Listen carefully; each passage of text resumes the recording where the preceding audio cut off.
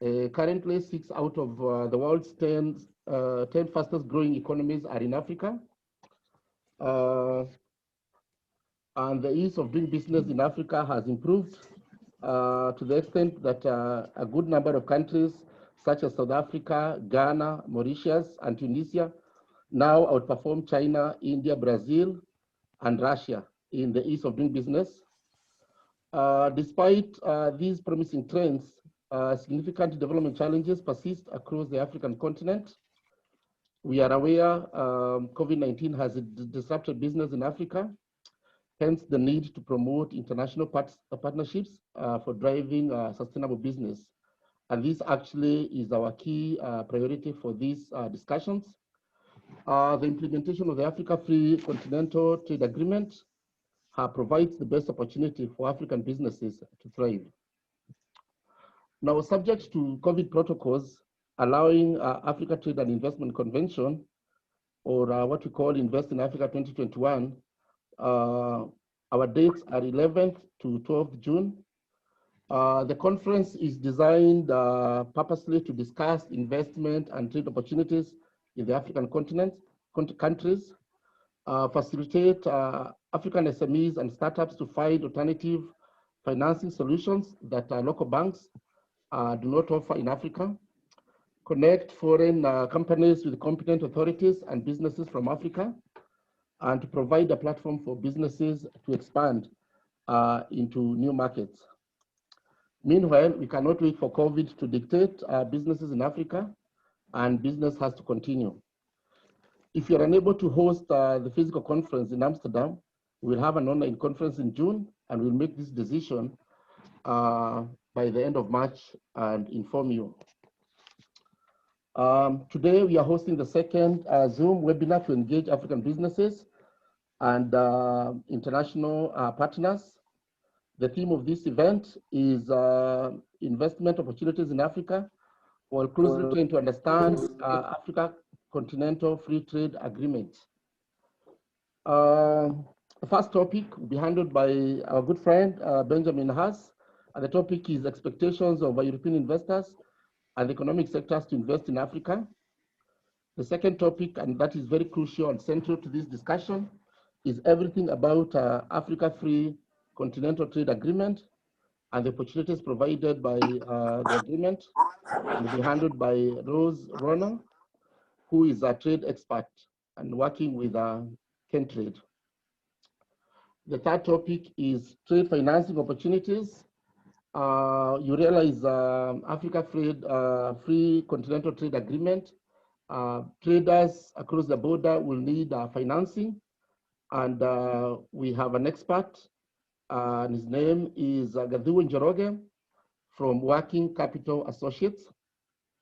The fourth topic is opportunities for diaspora investing in Africa, and will be handled by Joy Zenz. Joy is the CEO of the African Women in Trade and the African Women in Europe. We'll have a break for questions and answers.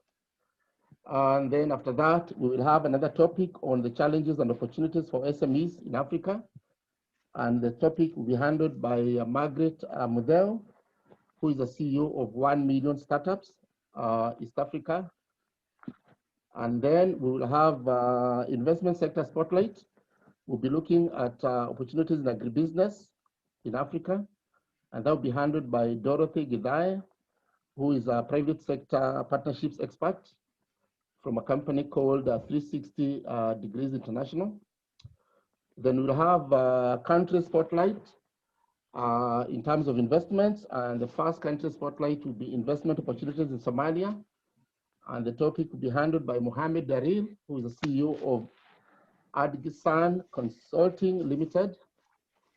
And the final speaker regarding country spotlight will be Philip Lake from Rwanda, handling investment opportunities in Rwanda.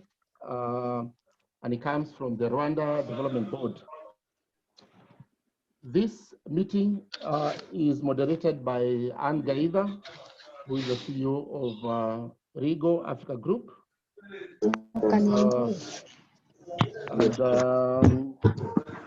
Finally, in this webinar, we had 550 people have registered. Some of them are business leaders from Africa, Europe, Asia, North America. We have SMEs, government officials and ambassadors, manufacturers, African in diaspora, investment boards, investors, and other financial service providers, development partners, including NGOs, United Nations, World Bank, and the Africa Development Bank, and other players, retail players, business consultants. The webinar is partly sponsored by Startup Fund, who are looking forward to set up a microloan in Kenya from Germany. I wish to welcome you to this Invest in Africa Symposium, and I'll take this opportunity to invite Ms. Anne Gaida to moderate the meeting. Thank you very much. Karibuni. Thank you. All right. Thank you, John Karego, for convening this symposium. It is the first of this year, and I'm very excited to be moderating it. As John mentioned, my name is Anne Gaitha. I run a company called Regal Africa, where we help our clients create wealth, especially in Africa, or people interested in Africa. So I want to go ahead and just start off this symposium by just thanking all of the speakers who will be joining us today, because I know they're going to give us very interesting insights about investing in Africa, and also all of you attendees who are coming, and I know that you'll get some information that will help you invest and create wealth. I want to go ahead and just start off with our first speaker. His name is Mr. Benjamin Haas. He is the chairman and investor of the Haas Group, which is based out of Germany, but he's also set up the Startup Fund here in Kenya. And since our topic today is about investing in Africa, I think it is great for us to have Benjamin here, who will tell us more about what are the expectations of European investors who are looking to invest in Africa.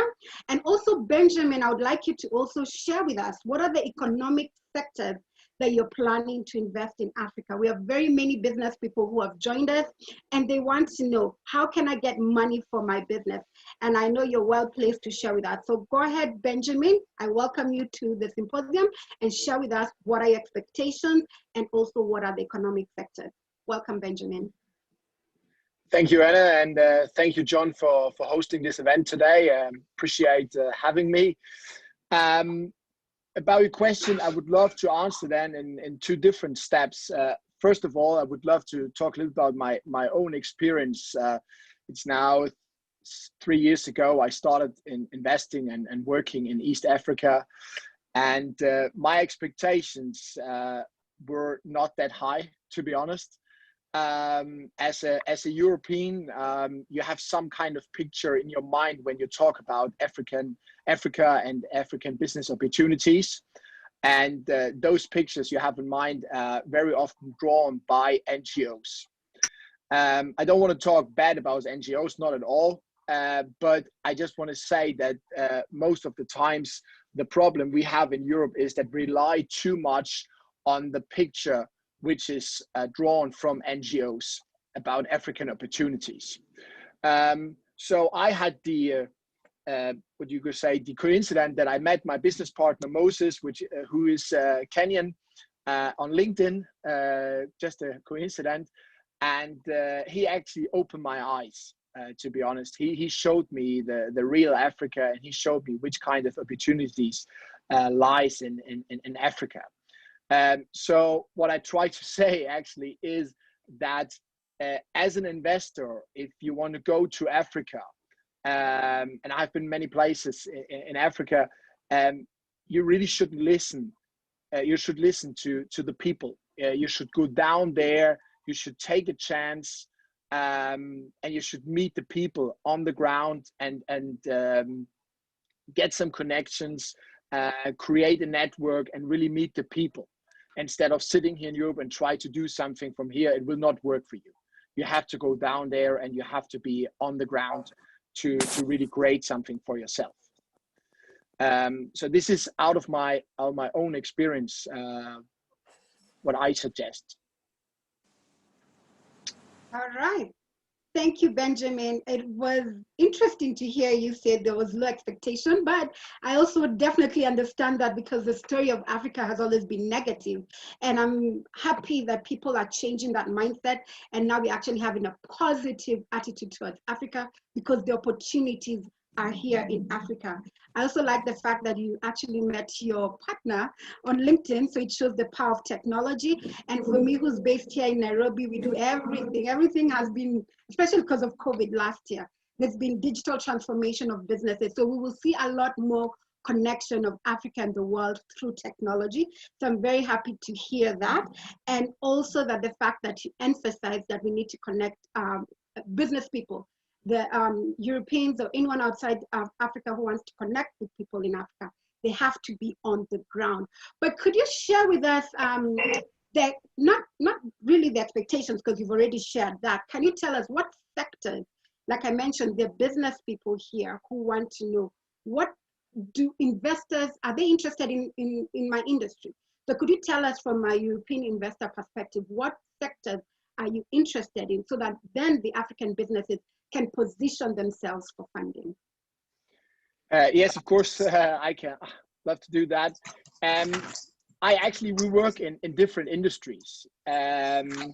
Personally, I always like to work with industries and startups which I have some kind of knowledge of.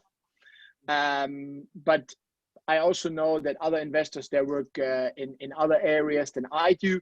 So it's really open. You as an African startup, you don't have to think, okay, is my industry, is my startup good enough for an investment? It's not about that. It's more about how you position your idea and your company at the market. That's really crucial. I think for us, if I can put it like that, for us European investors, the perspective, the international perspective is really important. So if you have a startup, if you have an idea and you're still in the initial phase of your startup, you have to think about what are the next steps. Is it just a local business which I try to create, or do I have an international scale possibility? Because this is what European investors look for. You know, there has to be an international scale. Furthermore, I would like to address the possibility to also look at the global market when you start your business. I have met a lot of great startups and ideas which are already on the market in Europe, in Asia, or in the US. And those startups, those African startups, they had no clue about the companies who are already on the market in Europe, in Asia, or in the US. And so what I like to say is that if you are an entrepreneur, if you have an idea, if you want to go and find investors, the first thing you have to do is you have to look at the market, what's there already. You don't have to build something new if it's already there, you know. You can take the opportunity to maybe cooperate in some way, try to create a network in Europe and talk to those people who have already done what you are trying to do, because that will make it more attractive for investors to come in because they already know the idea, you know. So maybe I can just one example, if you have time for that. Just go ahead.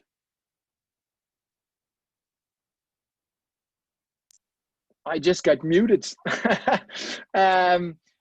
One example is that I have been to a convention from Uber in Kenya, and there I met a startup which is working with car sharing. And the first question I asked them if they know I asked them, car sharing, what are you guys doing? Okay, we want to do a car sharing a startup. And I asked them about companies which are well known in Europe and in Asia, and they haven't heard about them, not at all. And I was like, okay, guys, listen, this is the first homework you do. You know, you go at Google or what you use, you take your smartphone and you try to look at the market, what's there already, you know. So this is something I really think it's crucial, and it's really important for African startups to look at the global market and to have an international perspective. Okay, Thank you, Benjamin, for highlighting that market research is very important. Like you said, if you're going to be competing with the world, then you need to know what's going on in the world. You mentioned about scalability. So again, the business people here, you want to set up a business that is scalable. That is when investors will come in. Investors like Mr. Haas with his Haas Group. Also, you mentioned about international trade, which is good, and also intra-Africa trade, and being very, very innovative. So thank you, Benjamin, and I'll be talking to you later on so that you can tell us more about your fund and what exactly that you're doing with that. So I want to go ahead and just talk about the Africa Continental Free Trade Agreement. You know, it became operational in January of this year, which was last month. And a lot of us are very excited, and a lot of people are not quite aware exactly what the opportunities are. And that's what this symposium is. Now, as John had mentioned, that we do have Rose Rono, who will be talking about the after, all right? But unfortunately, she's running a bit late. So what I would like us to do is then now get to speak to Mr. Gaduo of Working Capital Associates. All of us know very well that when you're talking about trade, it's about access to markets, it's about access to finance. Now, we already know that there's a market, right? In Africa, there's a market of 1.2 billion people. So the market is there. We just need to understand what exactly does the market want. But in the case of finance, that always is a challenge. But as a banker and an investment expert, I tell people money is there. Money is there. In fact, Mr. Njoroge will be telling us about that. The money is there, but how are you positioning your business? That's always the big question. How are you positioning your business? Are you positioning it so someone can trust that if they give you the money, you'll pay it back? Or if they give you the money, your business will scale up and they'll be able to get a good return on investment. So I'll go ahead and welcome Mr. Gabriel Njoroge. He's a trade finance expert at the Working Capital Associates.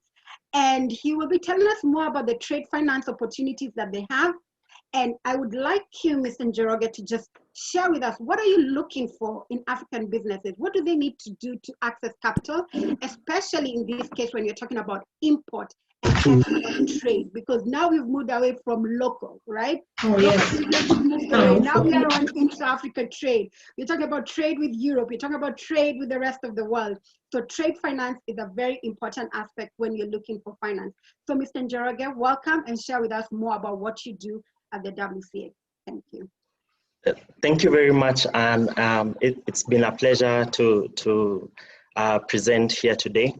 So Working Capital Associates is a London-based firm that is focused on supporting SMEs around the world to trade.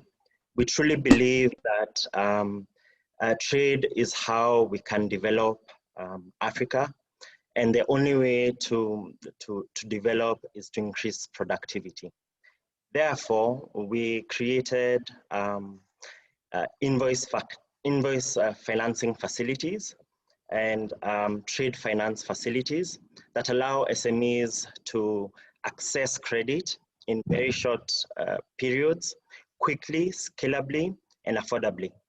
This allows SMEs to trade and grow quickly. All right. So, Mr. Njoroge, I'll just call you Gaduo, right? So when you talk about short-term funding, right? Can you share with the audience how much, the kind of funding that you fund? And also when you talk about short-term, what is the time period that you're looking at? Especially because you're talking about SMEs, and you know, SMEs in Africa is a bit different from SMEs in Europe or in the rest of the world. So can you just share with us so that the people, the audience can be very clear about what it is that you guys do in regards to the amounts and in regards to the terms? Okay, so generally what we try to do is match our financing to the transactions that our SMEs are working on, right? Mm-hmm. So it doesn't matter who you, it doesn't matter what size of your invoice. We are always here to support you on every transaction, right? So generally we'd like invoice values above $10,000. So this is anyone who's exporting to a credible buyer somewhere in the world. will come in and finance that invoice and allow you to continue trading while you wait for your buyer to pay you. Okay. Thank you for that clarification. And for some of you who are in Kenya, $10,000 just means $1 million. And you know, all of you around the world, you can convert that. So $10,000, which is not a lot, especially when you're doing international trade. And I like the fact that you mentioned it's transaction focused. Most of our business people, especially in Africa, are so used to going to the bank. And when you go to the bank, it's always focused on your collateral, which actually limits women and limits the youth who do not have this collateral. But in this case, you're actually saying we'll finance you based on the transaction and not the collateral that we will bring. And that's what's different. And so for all you business people, you want to pay attention that there are alternative ways of funding outside the bank. And they're here to serve you. And you need any more information, you can reach out to them or the team at Invest in Africa. And yeah, so thank you about that. And is there any, maybe you can share with us if there's any specific industry you focus on, or are you agnostic, or is it just trade? That's as long as it's a trade transaction. Yes, thank you. And so we are trade agnostic, or we are industry agnostic. However, we try and avoid, we also have a social element to our funding. Okay. So we try and avoid controversial goods, right? So tobacco, alcohol, that kind of stuff, yeah. But generally, we are industry agnostic. Okay, thank you for that. And we'll be getting back to you later on so that you can share us more information. But for those people who are interested in finance, then the Working Capital Associates are there to help you fund your business so that you can be able to take advantage of the opportunities in Africa and around the world. And since we're still on funding, I think maybe I'll just rope in Benjamin a little bit here, because earlier you mentioned about your startup fund. And again, like I said, access to finance is a very big issue in Africa because it's quite expensive. A lot of people are not prepared. So Benjamin, could you just share with us, especially because you focus on startups, can you tell us what the startup fund is looking for and how are you supporting entrepreneurs to grow their business, especially operations? So what exactly is the startup fund doing differently than what the banks do, or even different from what WO does with the Working Capital Associates? Could you share with us more about that? Yes, and of course, it's actually quite easy what we look for. We look for people with fire in their eyes. You know, those who are willing to do everything to succeed. That's of course the first thing we look for. I think you mentioned that the access to funding is not easy in Africa, and of course everyone is aware of that. But I also think that one of the problems African startups have is creating awareness for themselves. So if you wanna engage with an investor and the investor doesn't know you, there will be a lot of questions, and there will be, of course, a lot of asking, are you trustworthy? Is it the right thing? And so on and so on. So what we actually do at the Startup Fund is one of the things we have a focus on is helping creating awareness for young entrepreneurs in Africa. So we use social media platforms, we use our network, we use webinars like these, we use different places to create an awareness for those startups who are actually working with us, because we believe that if possible investors already follow you and already have some kind of knowledge about your work and what you do, it will be much easier to engage with them later if you're looking for funding. Okay, all right. So people need to put themselves out there, right? Yes. They need to create, I always talk about creating African brands. If you look at brands around the world, you see brands from Europe, you know, you see brands from the US and Asia, but it's very challenging to find really big African brands, although they continuously increase. So for the go-getters out here who are in business, the people with fire in their eyes, as Mr. Benjamin put in, you want to go ahead and build brands and make sure that you're trustworthy so that these funders can say, you know what, if I give you my money, I know you're good for it. You'll either pay it back or you'll grow a business that will grow in valuation that I could then be able to exit and get a good return on investment. So thank you again, Mr. Benjamin, for sharing that. And I hope that the business people are paying attention. There is money, but there are certain things that you need to do in order for you to prepare for that. All right, I'll go ahead now and bring in Mrs. Joy Zen, an amazing woman who I've had the privilege of knowing for a while now. We met last year, and she is based out of Germany, but originally from Kenya. And what it is about Joy that I like is she's very, very, very optimistic. She is a go-getter. She's visionary. She's probably what Benjamin is talking about, those businesses with fire in their eyes and, you know, ready to go out there. So Joy, as earlier mentioned, she's the founder and the CEO of the African Women in Europe, and recently the African Women in Trade. So she really focuses a lot on women and also the diaspora.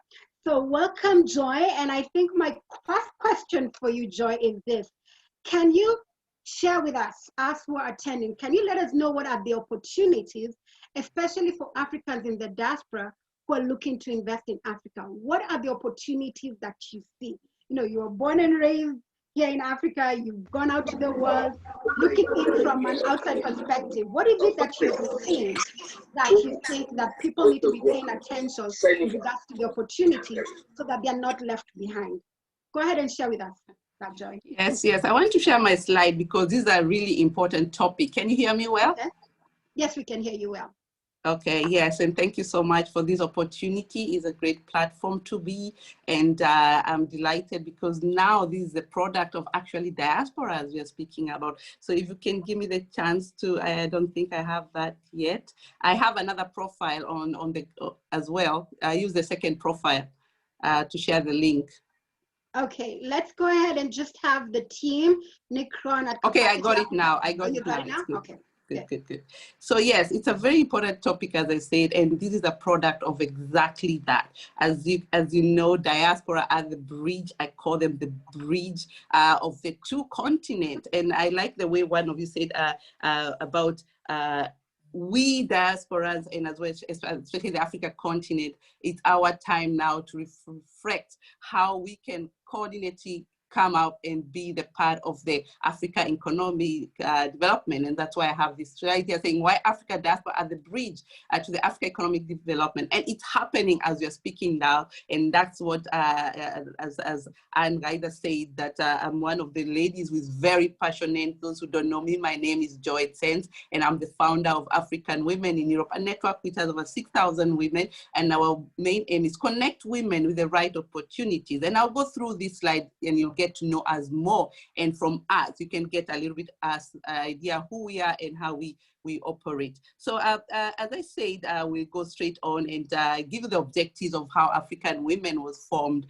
The idea was to come together, mobilize, and we had simple aims, and that's the main beauty about diaspora when we work together. This is a big challenge, and we can say Awe has really managed to put this through. So we are seeing African women really came together over 15 years we've been doing this, and all these objectives came one by one. And my favorite one, as you can see, is at the bottom, the invest in Africa collectivity. And I will go through this slide, focusing on that knowing the time that I've been given for this. I want to really focus on the main part where the diaspora really come in, but mobilization is one of them.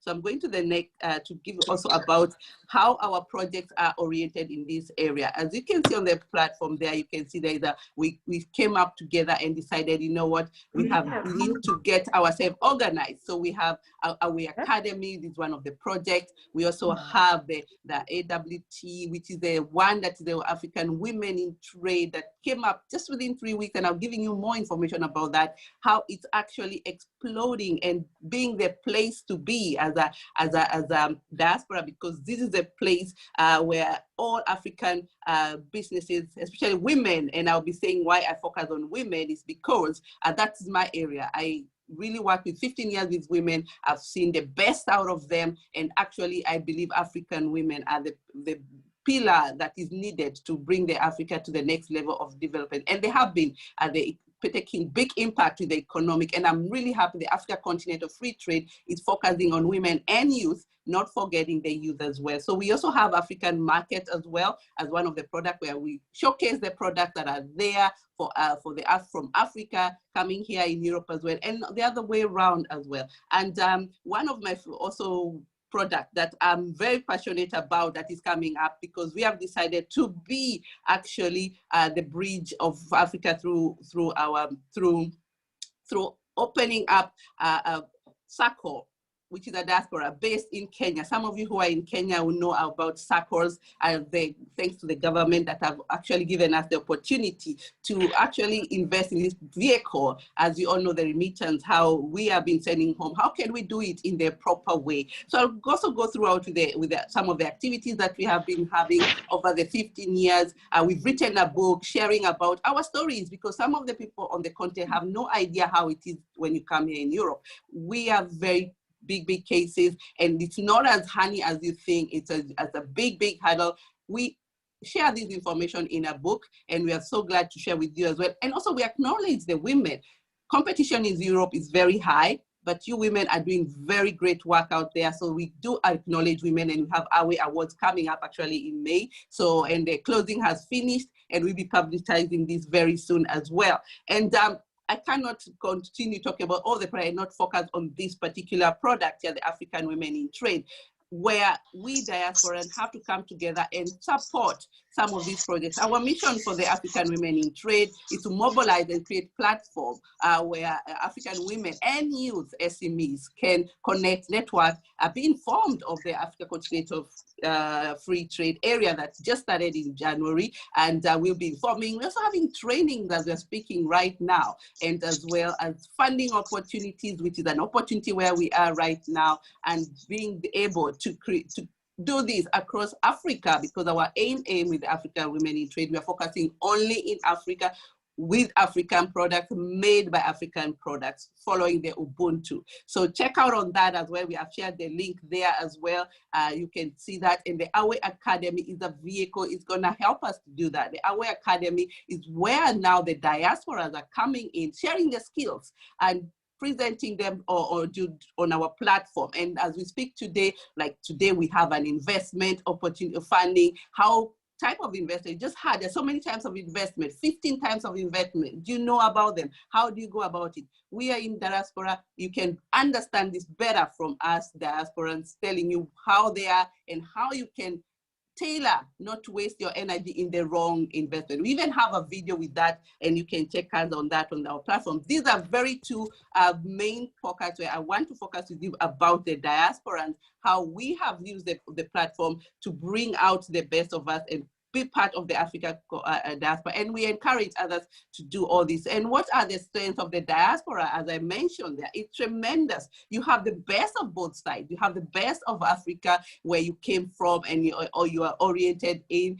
or the culture in it, and you come here and get the Europe area. Like some of us who have lived there over 20, 30 years.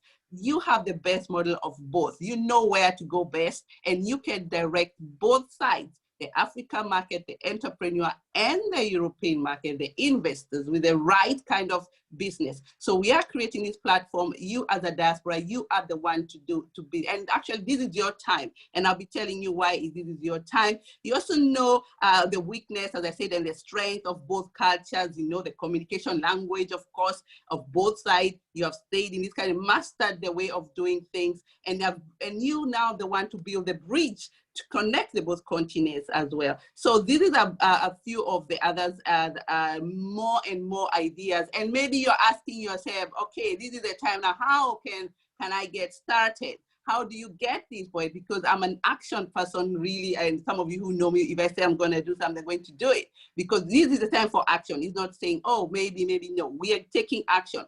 So I'll go through this, giving you examples as well from what we have done. You can also mobilize yourself. Find each other with like-minded. What are your wishes? I know you're very busy diaspora right now with your businesses, building the European continent. I think it's the time to go back and build the Africa continent. Create time and mobilize and volunteer to be in some of these organizations. Like I said, African Women is there for us, but we have so many other organizations, and African Women in Trade is also waiting for you to connect with the opportunities that are there with your people on the ground. We're also building, you have to also building platforms, their website, their organizations. I know right now the continent, we have COVID-19, we're all locked down, but there are all these social enterprises and platforms that are already online. You can already get involved in them. And then share diaspora skills and knowledge through organized institution. You have it here. We are this is one of the platforms we are talking about right now. You can see John is all the way from Holland, and Anne is in Kenya. Look at that combination. This is what we are talking about, how you diaspora can really connect and build the continent with our people on the ground. You don't have to be on the ground, but there is that opportunity of linking the two as well. Remaining, as you know, remittance is a huge thing right now. We diaspora are sending a lot of money back home. How are you doing this? As I said, we have opened Africa Away Diaspora Circle, which is supposed to start now covering Europe, men and women. We are so delighted with this vehicle because it's not only going to be just sending money, you're also going to create wealth within yourself because you're going to get dividends and you're going to support entrepreneurs. Our focus is basically supporting entrepreneurs, and we're looking after you in Kenya because this is only tailored for Kenya, and we have African Women in Trade tailored for all Africa. So this is a platform I'm encouraging you all to take up along with. So I think also we cannot forget one major thing. What can the government down there in Africa support diaspora? We want to come back home. How can this be? How can they help us to do that? As you can see, as I said, we are the people who are bringing a lot of money on the platform in the continent. You cannot ignore this. You need to really focus on the diaspora. Easy up taxes to attract diaspora to invest in Africa. Some of these interest rates are so ridiculous, over 50, 20. That's why we're having investors here giving us interest rate of 2 to 1%. How can you make it attractive for us diasporans to move in that area? We also have, we need a government body in all, or probably in most of all countries in Africa. Right now, we see that in Ghana, we see that in other continents. We need to support this much more because as soon as we organize, actually the most important people, the diaspora, if you manage to organize through the government and targeting right kind of vehicles because you know best and also know how you can attract diaspora and they would trust the government for a body in any direction. That would be the best way to do it. So I don't want to really expand on this so much. I know the government, but I'll say it's about you. You can do the change already from yourself. So as you have heard, there's quite a lot of things to do. You can contact us if you want to know more about us, have a clip of this information. And yes, Anne, it's now or never, and you're already showing the way. Thank you so much for having me here. Wow, Joy, that was a lot of information. I'm so excited about all the projects that you're doing. I loved what you said, time for action. It's like, you know, this conversation for me is really great because you're speaking what I've been speaking about, me being a diaspora returnee, and actually saying about the strength of the diaspora and how the diaspora is the bridge to Africa. Because again, when you are out there, that's how you're able to meet people from outside the country, like Mr. Haas, who is in Germany, and all these different people, right? So as the diaspora, you're able to not only bring in money, but also bring in networks and also understand how globally trade is done. So I'm really excited about that. I also liked what you said about African women and the program, African Women in Europe, because I'm very big on women. Everyone knows I speak about women. I know there are men in the audience, but I always say support your wives, support your daughters, support your nieces. And you said we have to work together in order for us to make sure that all of us, Africa is rising, the world is rising, because again, the world is looking into Africa to get these great returns. So we all have to work together to do that. And you mentioned that it has to be done collectively. Invest in Africa collectively. You cannot do it alone. So it's all about collaborations. It's all about saying there's enough for us. There's abundance of opportunity. And that's why we have the speakers here who are sharing with us what it is that they know, because it's enough for all of us. And the last thing you talked about, or you talked about many things, but you talked about sharing our stories, the successes, the failures, okay? So again, we'll continue sharing stories about entrepreneurs in Africa who've done great things in Africa and around the world, and also people who have failed, and so that we can also learn about that. So I'm very happy that you've talked about the opportunities in investing in Africa. We share our stories, we take action. It's no longer about talking. And the women and the youth have to be on that table when things are being done. So thank you, Joy, for all of that. And we really appreciate you. The last thing, I know we don't have too much time. Maybe I'll give you like 5 minutes because, like I said, we really need to understand more about the women in trade. I'm part of it. I saw you started a couple of weeks ago. I was very excited with the Africa Continental Free Trade Agreement, gender and trade, and then I see the work that you're doing. So can you just maybe tell us a little bit more? You mentioned that it's a platform. And can you just tell us about the opportunities? How are you planning to share these opportunities to these women? Because one of the things I have learned in my journey in business is a lot of people don't take up opportunities because of lack of information, right? There's lack of information. I earlier mentioned that we have access to market. Africa is open. So, I mean, if it's access to market, it's there. But also we lack financing, which again, we've been talked to by Benjamin and also Mr. Gado. But in regards to information, what is it that you're doing at the African Women in Trade that the women and the youth of Africa can actually learn so that they don't sit behind, right? They can take action because they know where the opportunities are. So just share with us. I'll give you 5 minutes and then we can go to the next speaker. Okay. Yes, this is where my heart is, the African women in trade. It's something that I have been following. When I heard about Africa Free Continental Free Trade Area, I started following around 6 months, I think, during COVID time. And I was looking for a vehicle where we can use to support African women in businesses in Africa. And it was the perfect opportunity. And what a timing. So when we put it out there, it's exploded. As we speak right now, we have 3,000. We're only 3 weeks old, and we have already set up our plan. And the idea was that we diaspora are not going to bring our ideas in the continent. So what we have done, we've given we have had a form. Everybody filled the form and told us what they want, because it's all about having a design thinking. Design thinking is where you find the problem, you go down to the root, get the problem, find what, and then finding a product that helps in that. So that's what we did, and we came up with a huge data, and I can tell you, I even shared in the group because you already had the meeting. The first thing was they needed to collaborate. They needed to find each other, and I can tell you, as you speak right now, we have found that the women have already started trading. The first week they started, they were like looking for the opportunity to connect. So the platform has given them in first wish on their list. We have already covered three wishes on the list. So we have already given them the opportunity to network, and we created a platform. We are on Facebook, we are on all tools. Don't forgetting that we have to also consider the continent doesn't have enough of strength in battles of internet. So we are using the tools that are easy. So right now, they told us the best method was using the mobile, using emails, and this is what we have done. So we have a website where they put all their products. They tell us what they're doing, and everybody can find themselves on this platform. So it's a booming area. So these areas we covered within the first week and 2 weeks we started, and that's our strength as African women in Europe. This is the platform that we are using. We're also using the skills, as I said, as diaspora. We are sharing our skills with the African continent. So I'm using the skills that I used for 15 years to show how we can also do the same thing,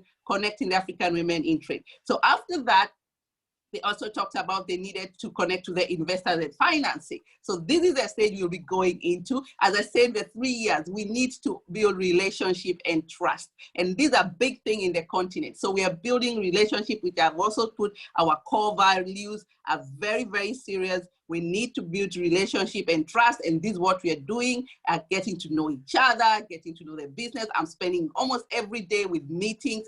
Interesting women who are in manufacturing, mining, some of them have produced cars and their youth.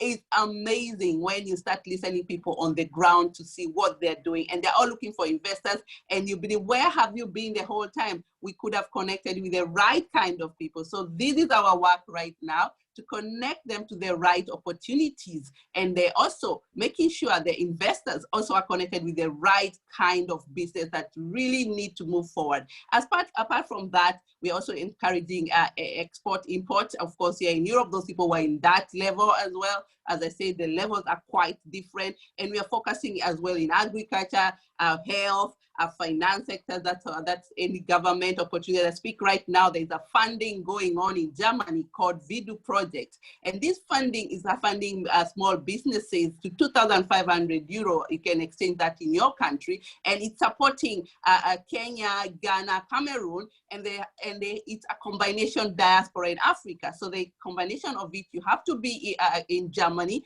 Austria, and Switzerland that was added recently. And I think Togo is also included there, and more countries are coming in. Right now, there's a huge support in that area, and it's non-refundable. It's a free grant. I know some people love free grant, but it is a place to get started. And we are giving you trainings after that to make sure that you are able to sustainability, because the whole idea is to sustain. It has to be a business concept. So you can check out that as well on our platform. We have one on Monday next week, giving out information throughout the year, and you can find a partner in that. These are and we're not forgetting the youth. The youth in Africa is the biggest platform.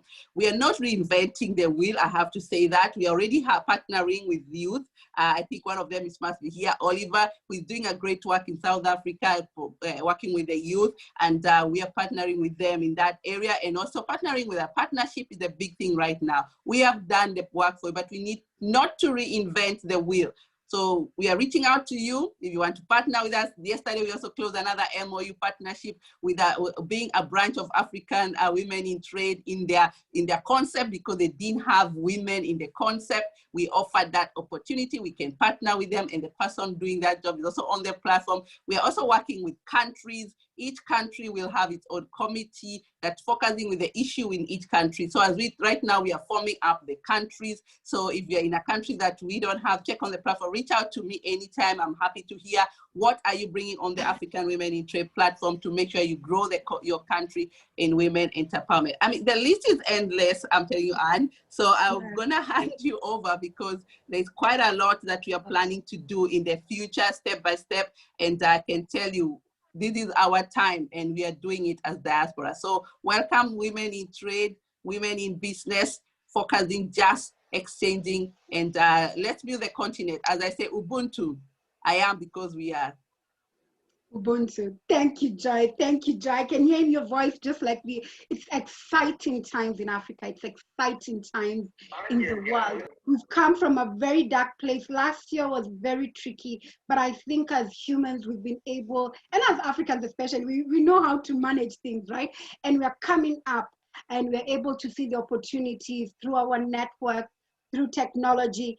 I do have to say, it's amazing that you could get 3,000 people on a platform in 3 weeks. That is phenomenal. Our aim is actually 300 of our million. Okay. That's the idea. Okay, next time I talk to you, I'll hold you to that, because if you're looking for half a million women in your platform, I'm gonna see how I can help you, because I think more women need to be doing this, more young people need to do this. We're not eliminating the men, but we wanna tell the men, support your wives, support your daughters, support your nieces, support women who are looking to do trade, because we are half the population. And in order for you to do great things, you cannot remove us.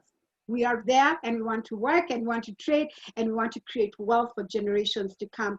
I do have to say that I'm very excited when you're talking about the reason the AWT was formed was because of the Africa Continental Free Trade Agreement, which tells you that when government does the right thing, in this case, the African Union championed that we needed to have this done and would have to have a free trade agreement. It's been going on for years, but now it's actually actualized. So now it's out to the governments of the state, the different countries, the 55 countries, to make sure that there's implementation and working with the business people in your country. You also, one of the things that I liked is you talked about Africans have the solutions, but they need the support, right? So we need support as business people. So where is the support? And that's what people are looking for. But I loved this, collaborate and connect. And so I wrote collaborate and connect for success.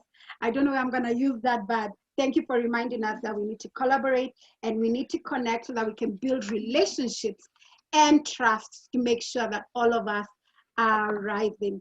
Now, I can see we have over 60 people with questions. I'm gonna get to you right now. I just want to one more speaker, right? This is the lady who is really supporting startups. And if you know the story of Africa, there are a lot of startups, there are a lot of SMEs. We are over 80% of the businesses. And so we definitely need to hear from someone who is actually championing this. We have Margaret Bell, who's the CEO of the 1 Million Startups. I see her, and I hope she can put her video on. So Margaret Bell is the CEO of the 1 Million Startups in East Africa, and they're doing great things. So what I would like for you, Margaret, if you could just talk to us. Hello? Hello, I think there's a lot of noise with the people talking. I missed some bit of what you're saying. Yes, I would say, can you please put yourself on mute? If you're not speaking, please put yourself on mute. If you're not a speaker, if you could put your video off so that we can just make sure that the speakers are being heard, would really, really appreciate that. So if you could just please be on mute. Thank you. All right. So as I was saying, Margaret, thank you for being with us today. I know we want for you to share light around the state of startups. You're the CEO of the 1 Million Startups. It's based out of East Africa, but really, this is the rate all around Africa. We are talking about people who are seeing that entrepreneurship is a way outside employment, right? It's an option, and there are very many young people who are saying, this is something that I want to do, but there are great opportunities, but at the same time, there are very many challenges. So what I'd like for you, Margaret, to do is, can you share with us what you think are the challenges that SMEs in Africa face? And why do you think that SMEs need support, especially so that they can take advantage of the Africa Continental Free Trade Agreement? That is what we're talking about today. I am in Nairobi, I'm in Lagos, I'm in Cape Town, I'm in Dakar, I'm just anywhere in Africa. I'm a startup, I'm run by a young man, a young woman, a male, and I'm hearing that there are opportunities based on this Africa Continental Free Trade Agreement. What should I be doing? What are the challenges that I will probably face, but what is it that I need to do to overcome, and what is it that your company is doing? So I want to welcome you, Margaret, if you can just share with us that, and then we'll go ahead and take the questions so that we can clarify some of the questions people have. So welcome, Margaret. All right. Let us know what you're doing at your organization. And if you can put your video on, would really, really appreciate that. We like to see people. Okay, thank you so much, Anne. I think I tried to keep the video on, but then my connection is not really, my Wi-Fi connection is not really so strong. Okay. I really apologize, but I can assure you that's my real picture. All right, so thank you so much. It's really exciting to be part of this very interesting discussion, unveiling Africa, talking about Africa and entrepreneurship. Some things are really, really close to my heart. And as you've introduced me, I run the East Africa chapter of a global entrepreneurship community called 1 Million Startups. We are currently in 65 countries, and we support entrepreneurs that are tackling sustainable development goals challenges through entrepreneurship. So on the local chapter, we do run initiatives that support women, that focus on the women and youth. So for the women, we do have a hub for women only called Women Biz 360, where we help women on three key areas. That is finance, technology, and also entrepreneurship leadership. For the youth, we run entrepreneurship programs where we help organizations that have youth or youth that are part of our organization on how to ideate. How do you start a business from being an idea to being a fully fledged business? So basically offering our community the support they need so that they can run sustainable businesses that will make global impact. So to the topic of the day, I really think when we talk of the challenges that we face here in Africa as SMEs, who are the backbone of the economy in Africa, I would like to flip it and look at it differently. Look at those challenges as opportunities for us as SMEs, as people who are very innovative, constantly thinking of how do we get around the challenges and the problems that we face.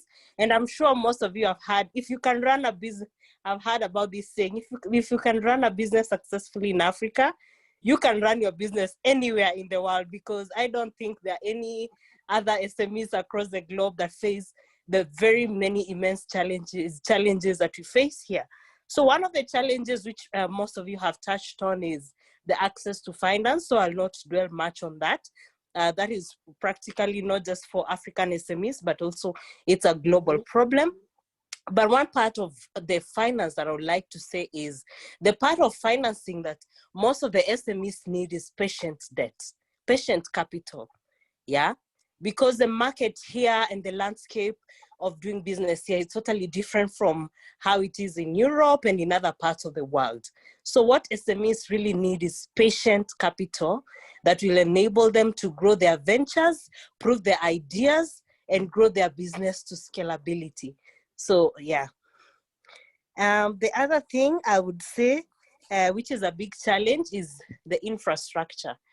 Yeah, and this touches on the access to electricity, road networks. Yeah, we know that different entrepreneurs from various sectors face this challenge differently. So for example, those in agribusiness, we find that we have areas in Africa that are food baskets and other areas that are the food deserts. So transporting that food to where it is really needed becomes a huge challenge. So the infrastructure, where we've seen Africa is still a growing continent, where we've seen, especially in Kenya, the infrastructure is being built daily, every other day. And we do hope that in the coming years, we're going to see, a different landscape altogether, where all these challenges of transportation, access to electricity, which aids in manufacturing and all, will be very much accessible to most SMEs. So the other area I would say where we come in strongly as 1 million startups is in the area of capacity building.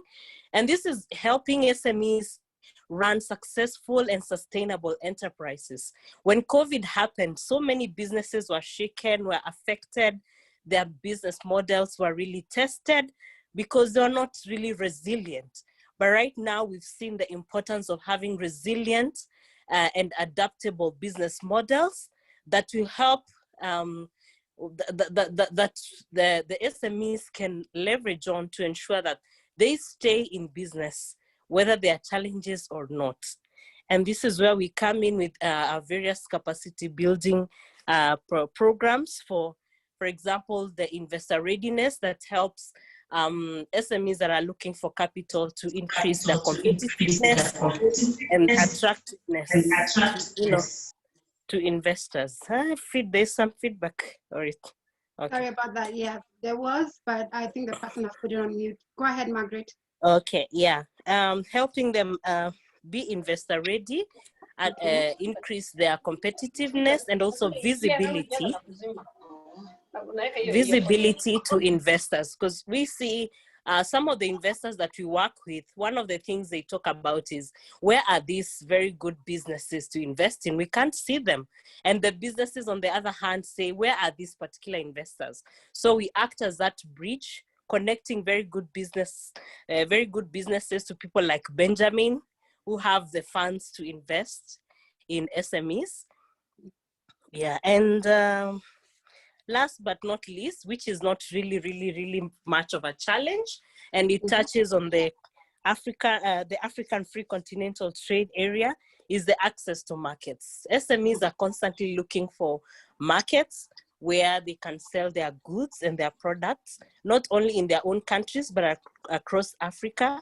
And with the incoming of the Africa Free Continental Trade Agreement, I think this will lower it will lower the borders and help SMEs be able to trade freely regionally and access the 1.2 billion market that is easily available.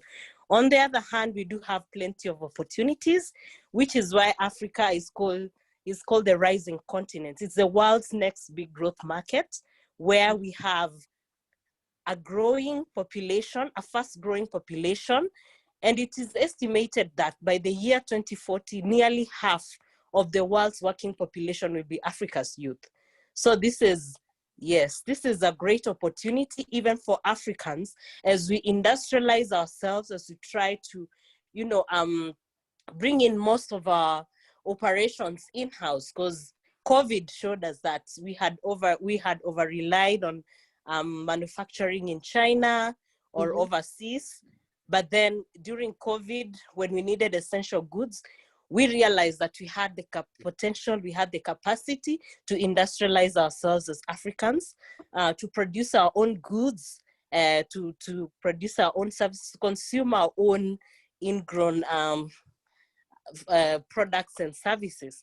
So that, given the rising population that presents a ready market and also labor to work in the factories, is a huge, huge plus for us as Africans that we cannot forget. Industrializing ourselves and also the fast growing population.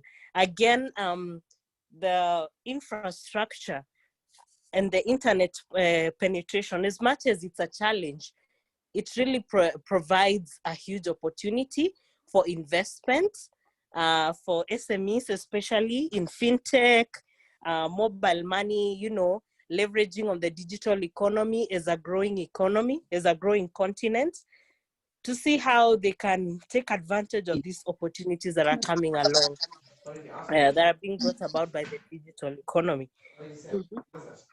Yes. Oh, wow.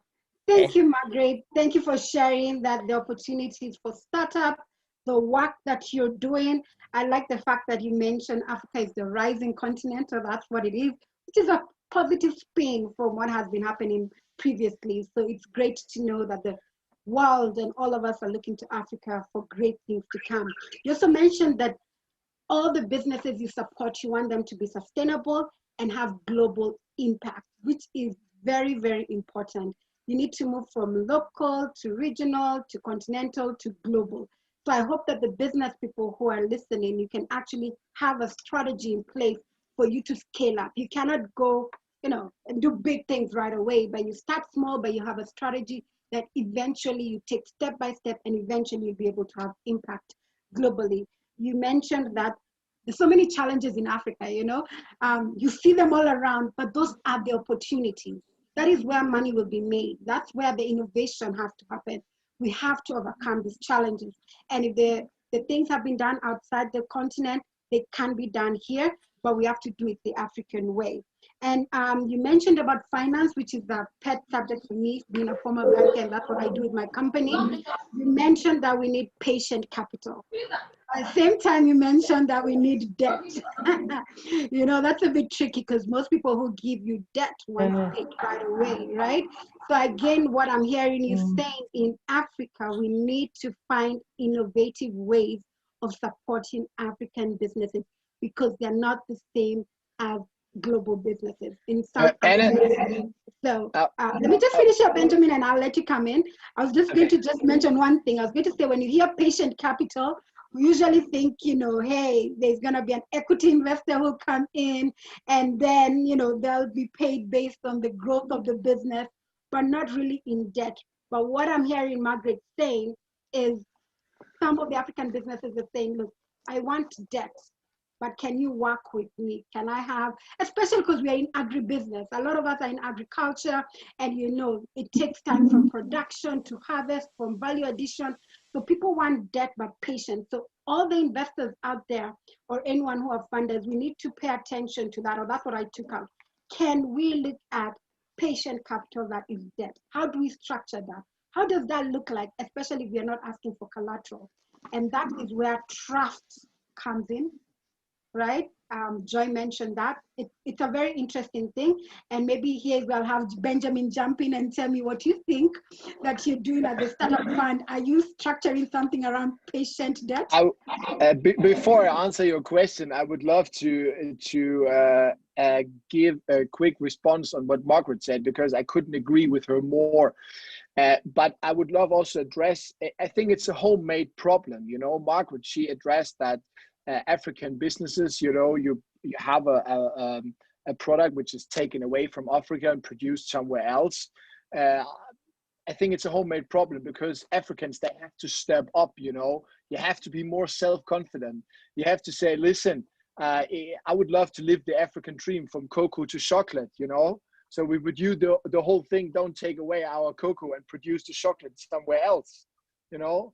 This is the way of creating sustainable business and creating jobs, is by doing the whole chain in Africa. And I think Africans really have to step up and telling their story, and don't let the white musungus like me tell your story, or some NGOs, you know. You have to step up and do it yourself. This is the way of doing it. Wow. This was just my feedback on Margaret. Challenge exactly. taken. Challenge taken. I hope people are listening. Step up. African businesses, step up. Do value addition. From cocoa, we now have African chocolate brands. I was so surprised. I'm in Kenya and I'm very interested in tea. And when I Googled the top 100 tea brands, and Kenya is known for tea, none of them were Kenyan, none of them was African. And that to me was a challenge, and I said, I'm working on that. Same with coffee, like where my parents are from, the Mount Kenya region, the best coffee in the world. And yet when you talk about coffee brands, do we know the African brands? We need to move. We need to go into value addition, because that's where the jobs will be created for the young men and women of Africa. So Can I add on that? Okay. It's a very good one there, and actually we have taken action. As I told you, action takers. We have actually, with the cocoa now, we are thinking of opening up these branches already in the continent. It's already in our business plan. So this is quite a good point there, put up and raised up by Benjamin. And we're taking action as diaspora to really focus on that. So yeah, we'll be telling you another story when we get here next time. Okay. So Joy, when you put the business plan, you start investing, start generating revenue. You have the startup fund where you can get money. And later on, when you're importing this cocoa from one place to the other and other ingredients, you have Gadu at Working Capital Associates who will. We are ready to partner with other investors. Exactly. Investors are welcome. As I said, we are open. We are going to be diaspora also as investing vehicles. So we are already going into that as investors, as I told you, our circle, and we can take other investors in Europe to make it even faster, definitely. Okay. Wow, great things are going to come out from this symposium, and we want to hear the success stories after that. Another challenge Margaret mentioned was really around infrastructure.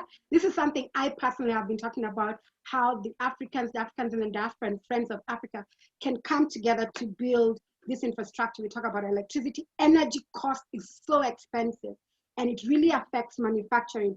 When you're talking about road networks, when you're talking about post-harvest losses, this is what affects some of these things. And because they're so capital intensive, it is very challenging for someone as a business to do it. So we really need outside the African diaspora, Friends of Africa, to come together in an investment vehicle and start investing in some of these major projects.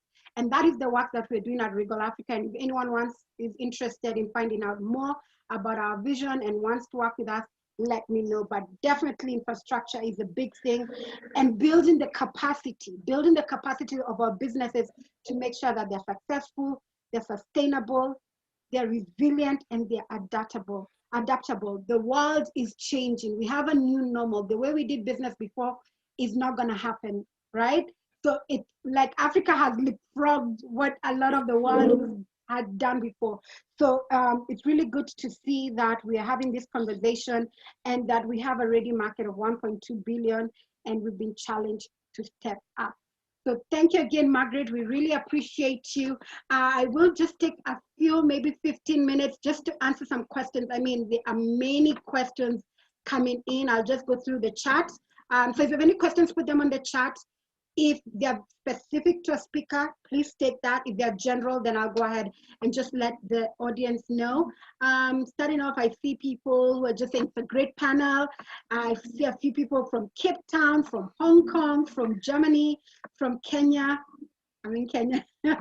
Oh, wow. I see a lot of things happening here. I see someone talking about networking online, which is great. There are some events coming soon. So just be mindful to be on the lookout for all these different things. And let's see. I see someone from Ghana, Canaan Farms from Ghana, and he says they're happy to be in this meeting.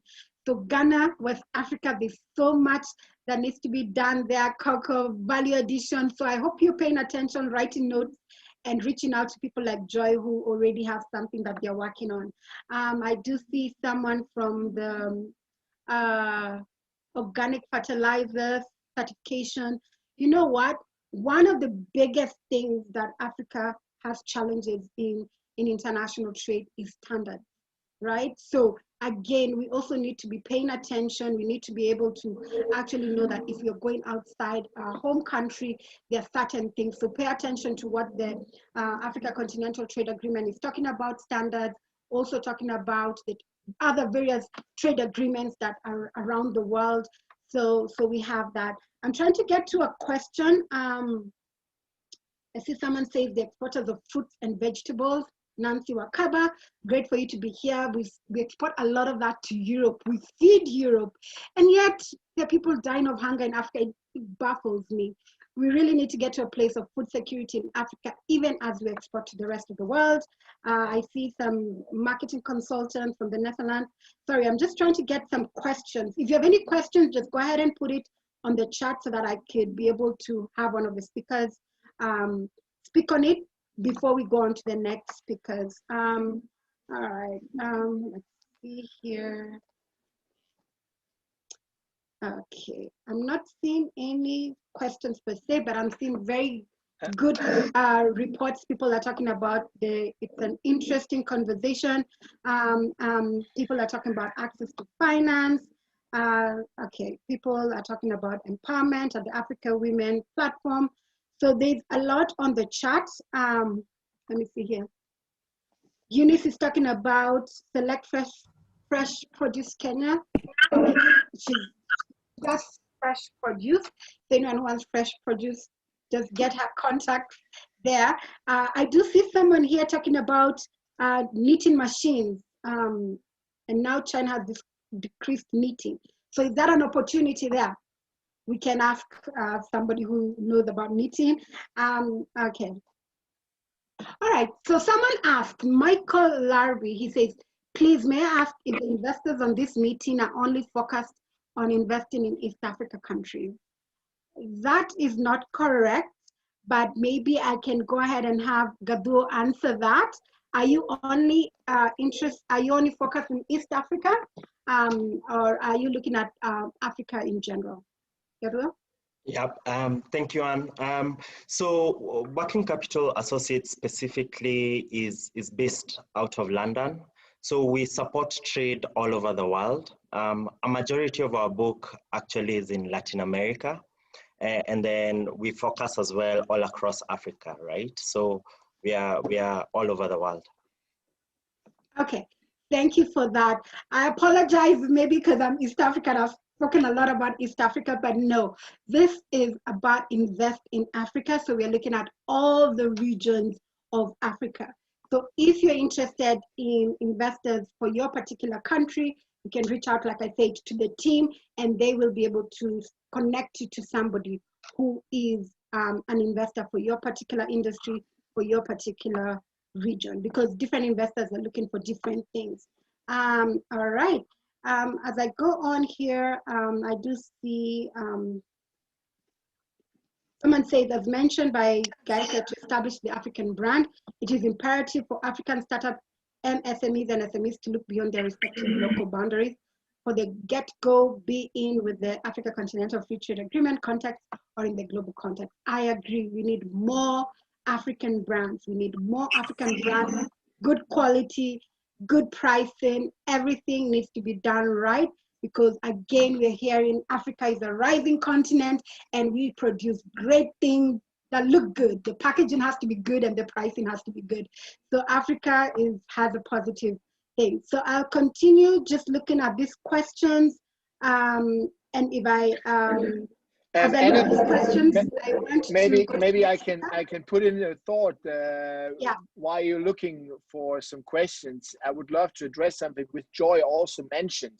But I think it's maybe important for a few attendees we have today, that actually in Germany we have quite a lot of programs where we actually can bring African startups to Germany, full funded, and they can live and work in Germany for a couple of months, 6 months to 12 months, work on their product, work on their company, on their idea, together, of course, with German entrepreneurs, and then develop it full funded and go back to Africa afterwards, after they have completed this program. There's a lot of those programs in Germany. I would love to address that. I think this could be interesting for some entrepreneurs. Wow, thank you, Benjamin, for that. It's always great to share information. As you can see, if you're an entrepreneur, you have a brand, a product that you want to test, that you want to get in your program. There are programs that you can actually work with in Germany. What I know about Germans, they're really big on SMEs or small businesses, right? That is what their economy is about, right? And they are very, how do I say, but they're well run. It's not an informal economy. I always tell people that difference is German economy is formal. The small businesses are formal. They can access markets, they can access finance because they run their business right. So we in Africa can actually change from an informal economy to a more formal economy. We'll be able to access markets, access finance, build our businesses to a point that then even if you're an SME, it will be a well-run business. So I think, Benjamin, I'd want you to share that information with the Invest in Africa team so that anyone who's interested, who's listening, can actually reach out to them and to you, and they can learn more about that. Thank you very much. One last question before I go into the next speaker, because I don't want to take too much of your time. I do have Ashwini Bandari. She says she has a client looking to locate and do business in Kenya with Kenyan craftsmen, from jewelry makers, quality crafts, and artisan goods for processed new startup business. Please connect us. So there's somebody here who's looking for Kenyan craftsmen and jewelry makers. I know that industry, it's big, it has great potential. So if anyone is interested in that, could they please reach out to the Invest in Africa team and Ashwini Bandari so that she can be able to connect you to that client. And maybe, Ashwini, I would say maybe you can also talk to Joy in the African women in Europe or African women in trade, because there's so many women in this particular business. So she might know we can do that. So I can encourage the person to go on the www.africawomenintrade.com or .org. You go there and you will find a lot of women already, because we're encouraging trading in the continent.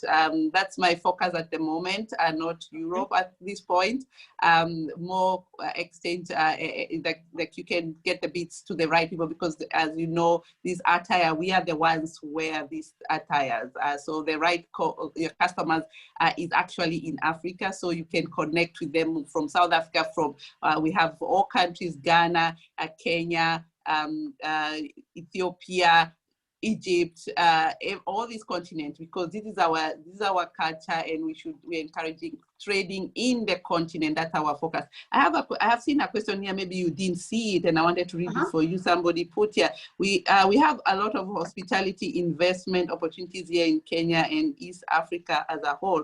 How would we go to find foreign investors in these sectors, which is a great foreign currency? I'm just reading directly. Okay. This is from Tony Muriori. Maybe you can unmute yourself and explain what was the question, because it's not quite clear, I think.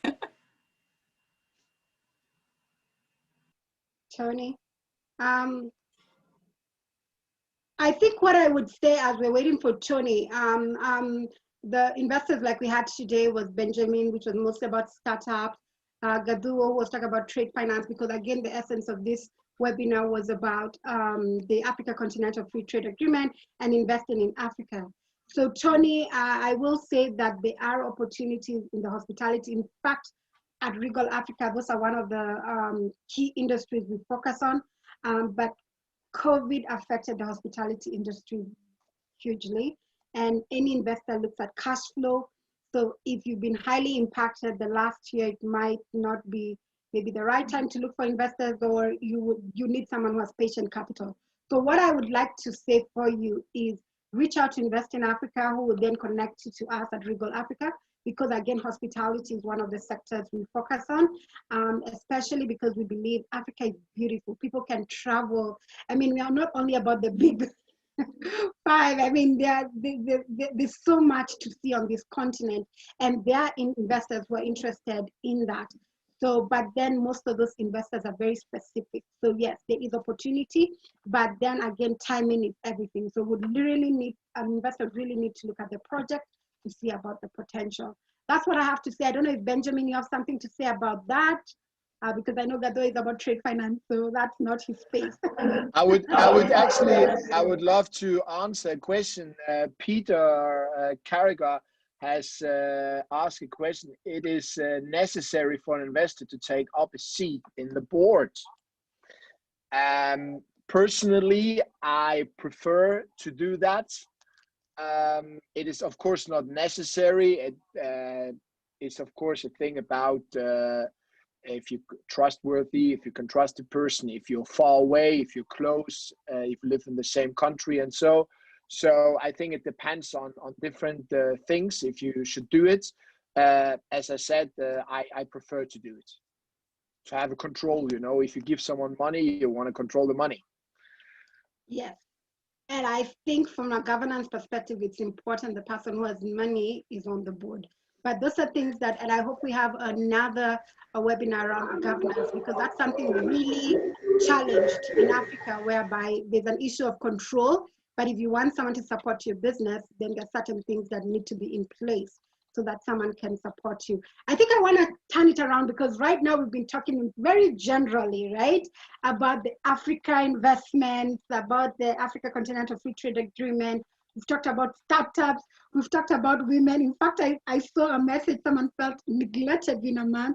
I apologize about that, but we felt like it's very important, because a lot of women and youth have a challenge in Africa, but this is about all Africans, men, women, the youth who are men and women, and African businesses, friends of Africa, Africans in the diaspora. It's all well-rounded.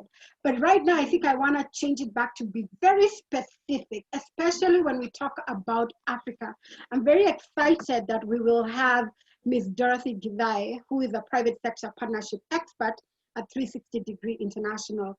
She will be talking about agribusiness. I mean, for me, when I think about Africa and I think about the potential of Africa, I think about agribusiness. And I always say it's not agriculture, the production, but the whole value chain, from production all the way to consumption, from farm to fork. So I'm very excited to have Dorothy Githai here. And I would like for you, Dorothy, to be able to share with us, what do you think are the opportunities in agribusiness in Africa? And how can you tie that with the Africa Continental Free Trade Agreement? Because you hear all these stories that the largest arable land is in Africa. There's so much production that happens, yet the other side of the story is we see starving Africans. We have issues with food security. For example, in Kenya, the Big Four, one of the main things is food security. At the same time, we are feeding Europe and the rest of the world. In fact, I always tell people, when I was doing my MBA project, I was in China, and that's when I learned the Chinese need Africa to feed them, right? So we have this ability to feed us and the world, and yet it's not being done.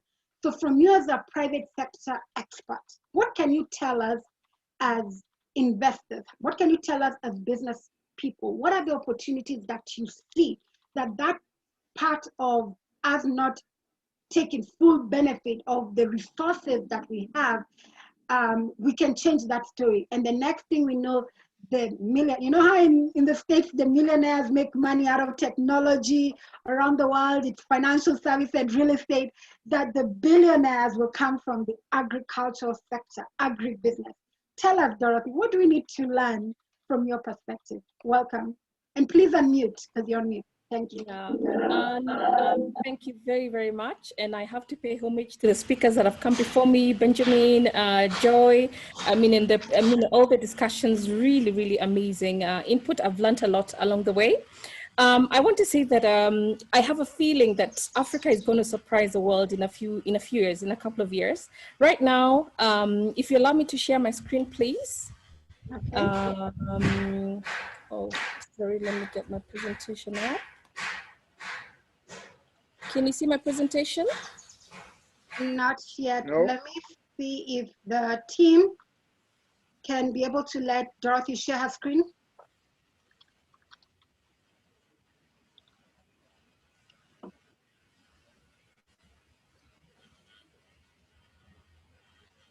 Okay, please bear with us a moment. That's fine. Okay.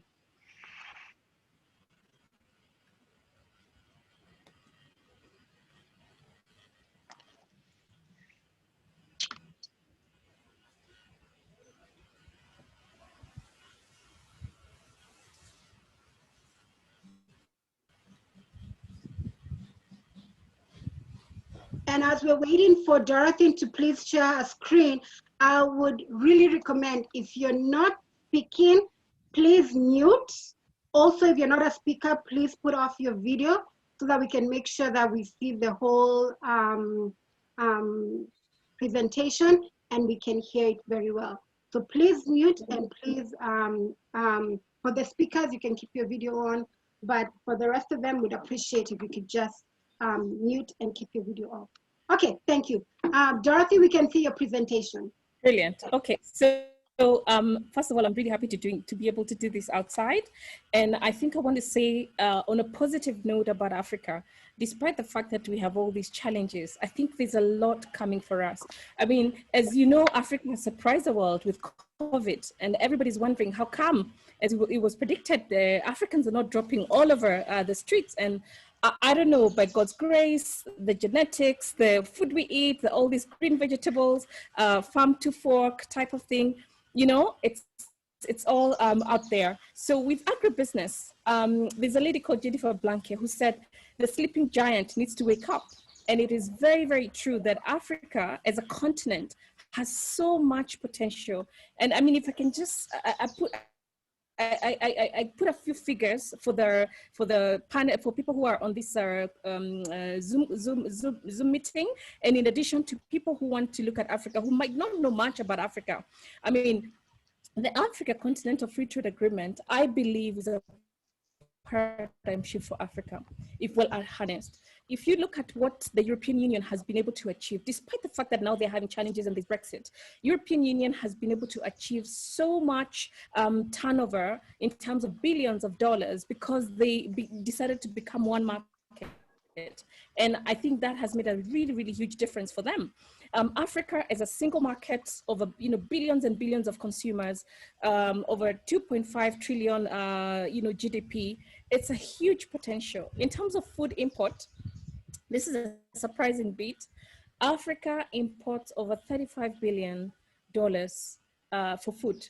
And it's predicted it's going to go higher. By 2025, Africa's population, of course, is growing.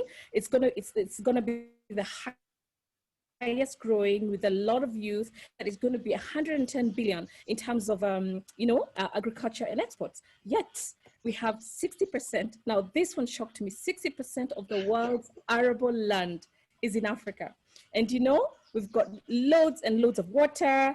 Freshwater lakes, rivers flowing.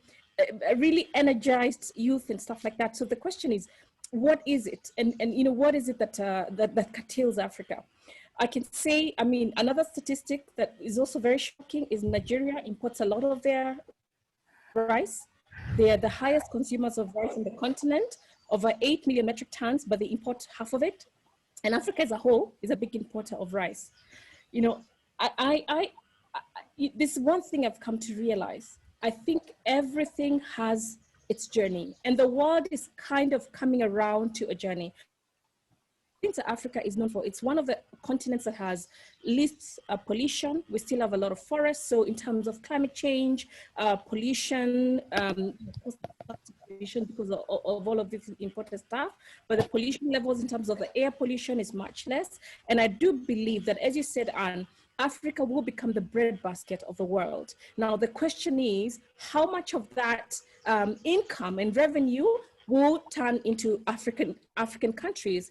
And I've given there just a map purely on rice, because rice is a big, it's a product that's consumed a lot as a food across Africa. And you can see, these are the African countries that produce rice.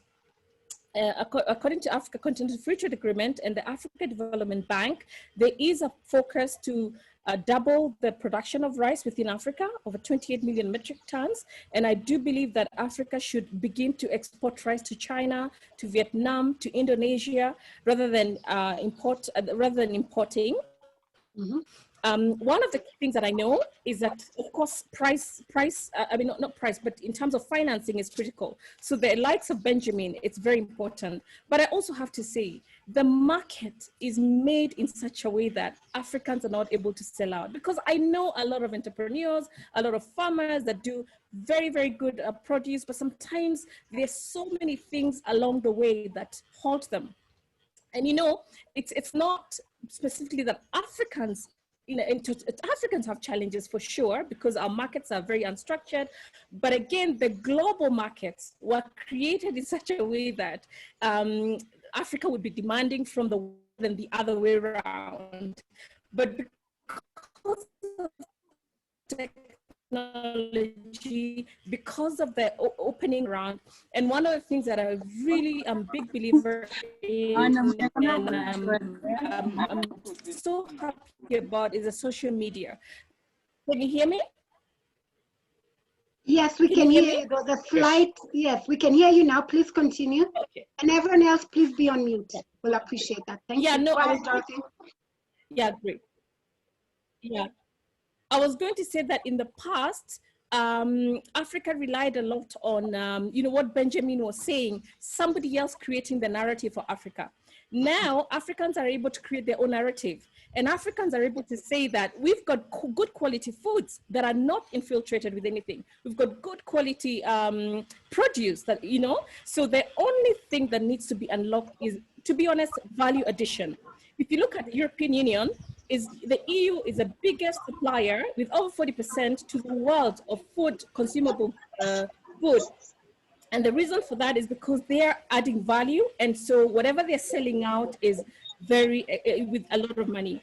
So Kenya recently zero rated processed tea. And I think that's a very good opportunity, because it means that people will be able to actually, you know, the Kenyans will be able to earn more income from tea rather than have tea processed out and come back again.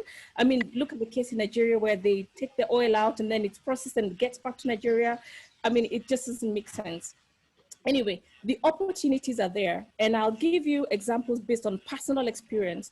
So I was very lucky to visit Ireland. Ireland is one of the countries that has been extremely successful with their agribusiness and food production, but it was not, it just happened overnight. If you look at how much they are exporting to China, 547 million euros to China worth of food, mainly beef, but they export a lot of food and drinks to these other countries. And so in 2019, they consecutively increased their exports by 56%, 67%. And one of the reasons why they did that is that the government and the organizations like Board Beer, Tiggas created a huge marketing campaign, which included branding their produce, making sure they had a consistent brand, Origin Green, making sure that all these farmers, you know, like what Joy is doing, came together and got the quality, the standards, so that the packaging, and by the way, sometimes the African produce misses the flight purely because of some simple label that was not put properly, you know? And so this is just standardizing. I mean, in fact, I think the bigger capacity building in terms of running businesses has been done, but capacity building in terms of following the regulations for international export is, I think, the part that's remaining. So that when you get your produce to the airport, you don't have a lot left back. Sometimes it's just little, labeling issues that happen. And so Ireland has had huge success with a lot of innovation, ingenuity, and now they have what they call the agri-food strategy, Foodwise 2025, which they're targeting.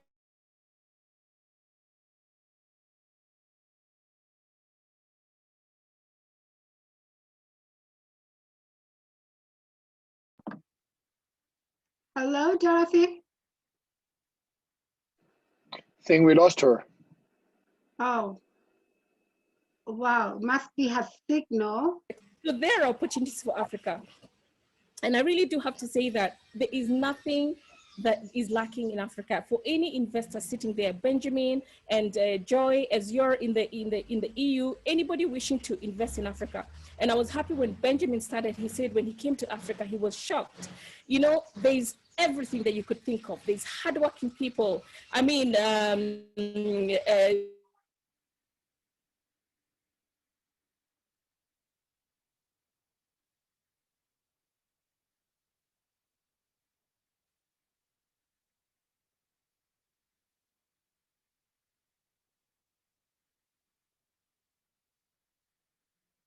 All right, it looks like Dorothy is having challenges with her signal. Let's just give her a minute. If not, then we'll just go ahead to the next speaker. But that's quite unfortunate because she's really giving us a lot of information. I've been liking the fact that she's mentioning what Ireland has been doing, especially around branding.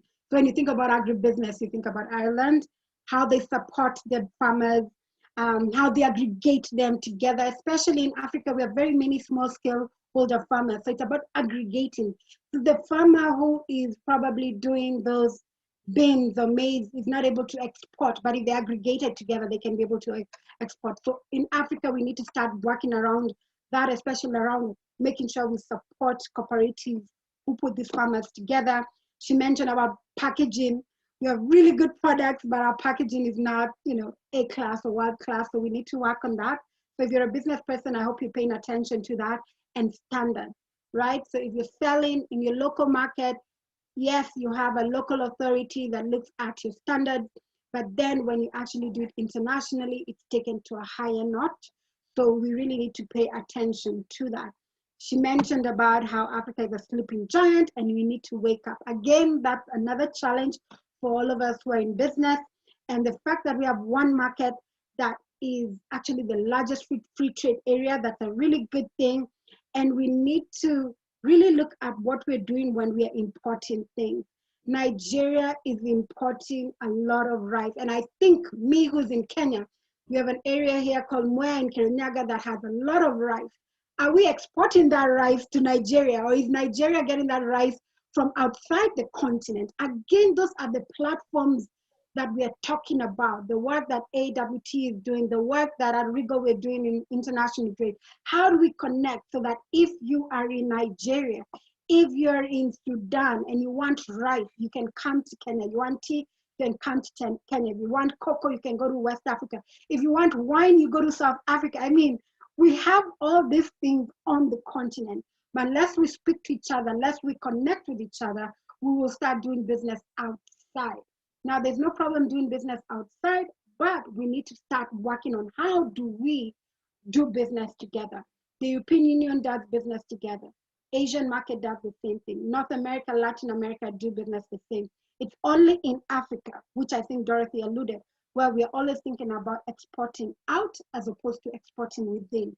And so I think that is what the Africa Continental Free Trade Agreement is doing to make sure that we are able to do business with each other. Now, big thing also is around capacity. So sometimes we might not have the capacity as African businesses to actually even cover the demand in our own country. So how are we saying we're exporting?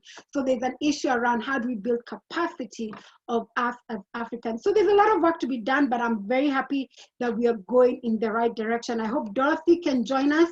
But as we wait for her, I think I would like to now go in and talk about country. Today we had scheduled to have two people, one from Somalia and one from Rwanda. I do see Mr.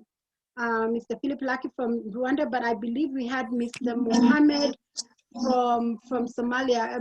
Mr. Honorable Mohammed, are you on the call? Okay. It doesn't look like he is on the call right now. Oh, Dorothy, can you hear us?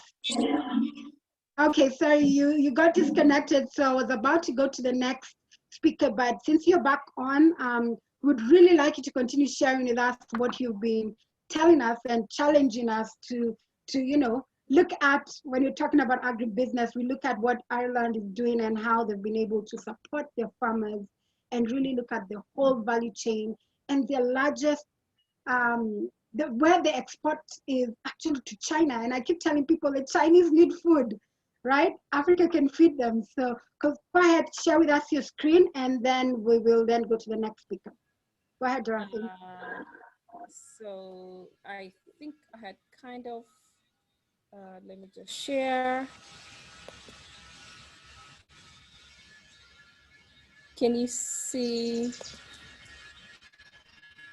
I mean, basically, I was on the last slide, and I was saying that I believe that it's they said many years ago in terms of Africans realizing that they've got what it takes, and that they're not the lesser people.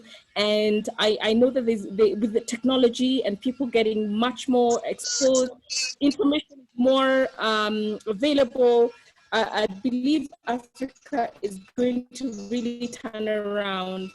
I want to challenge organizations like what Joy is doing, the African Women in Europe. Please ask your members to focus on finished produce, because it's one to export French beans. Our grandparents did that. Our parents did that. Can they focus on produce that have been packaged and finished? Because with the value addition, there's a lot more of dollars coming into the country, and then the farmer is able to get more value. I mean, there's a lot of capacity building that has been done. And we know that the business people are aware that what the value of their produce, but what they really must do is value addition. Whether it's bananas, can they process them? Whether it's a passion fruits, can they process them? And mangoes, again, that also takes care of post-harvest loss. Because if you process the produce, then you don't have to worry about post-harvest loss. So, what I was going to the investors is that Africa has it all, beautiful markets. I mean, you can get everything and anything in Africa. And so we know the continent is really going to surprise the world. And I know that now there's political goodwill within the African Union, with support from the Global Sustainable Development Goals, I mean the UN as a whole, and also that Africans themselves, the different countries have their visions and they're following them through. And also there's a lot of infrastructure development in the different countries. I really think that we can turn the things around, and we don't have to wait for anybody. Joy, with a group of women, let them start packaging passion fruits, and the mango, and ready the chutney, and that's how to turn around the continent, by actual value addition. And Anne, I'm going to leave it there. Okay, wow, thank you, Dorothy. You've left us again with a challenge: value addition, value addition. That is how we avoid post-harvest losses.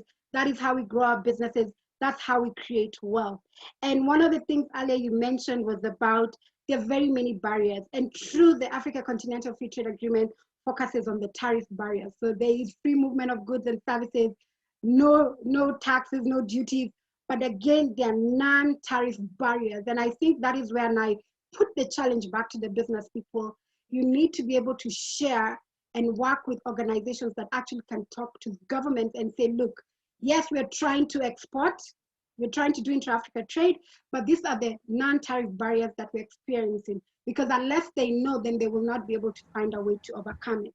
So again, we need can to I just add something very quickly? Sure. That Yeah. within Africa, there's a huge market, and sometimes less stress, less issues, and you get more value. So we must not ignore the African market. There's a perception that, you know, the Africans will not buy. No. Within Africa, it's actually a huge market. I have friends in Nigeria, for example, who say when they look at our fresh apples and all these vegetables that we have, they're like envious. And if they could have somebody package and send it to them weekly, you know what I mean? So we must also look inwardly and take opportunity of the African market. Thank you. Yes. And I think Benjamin mentioned that creating awareness.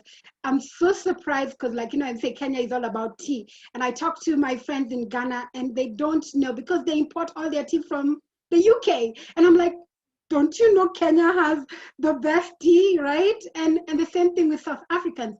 So we are not talking with each other. We are not talking with each other. We need to be able to actually create, again, back to creating brands so that people know that we can do business with each other. I want to be able to buy things from Nigeria. I want to buy things from Namibia. What is it? And that's why we need more platforms. And that's why we also have to map. We need to map Africa and know, again, what is it that you're doing? Because as businesses, I always tell people, if you're in Kenya and you want to, or I keep using Kenya. If you are in Tanzania and you want to export your rice, you want to know that Nigeria needs it, right? And so you will not know unless actually you have the trade data. And I always tell people there is a lot of trade data out there by the International Trade Center. For women, they have a program called She Trades, but for others, the data is out there. You can actually tell the market potential. So if you're in Africa and you want to do business in Africa or around the world, you want to go out there and say, for the product that I have, if I have milk and I want to export it, who will buy my milk? Is it beef that I'm exporting? Is it coffee that I'm exporting? Is it tea? If you know that market, then you understand the requirements. It's easy for you to do business. So you don't go into business blindly. You have to actually be very intentional about that. Can I add on that one?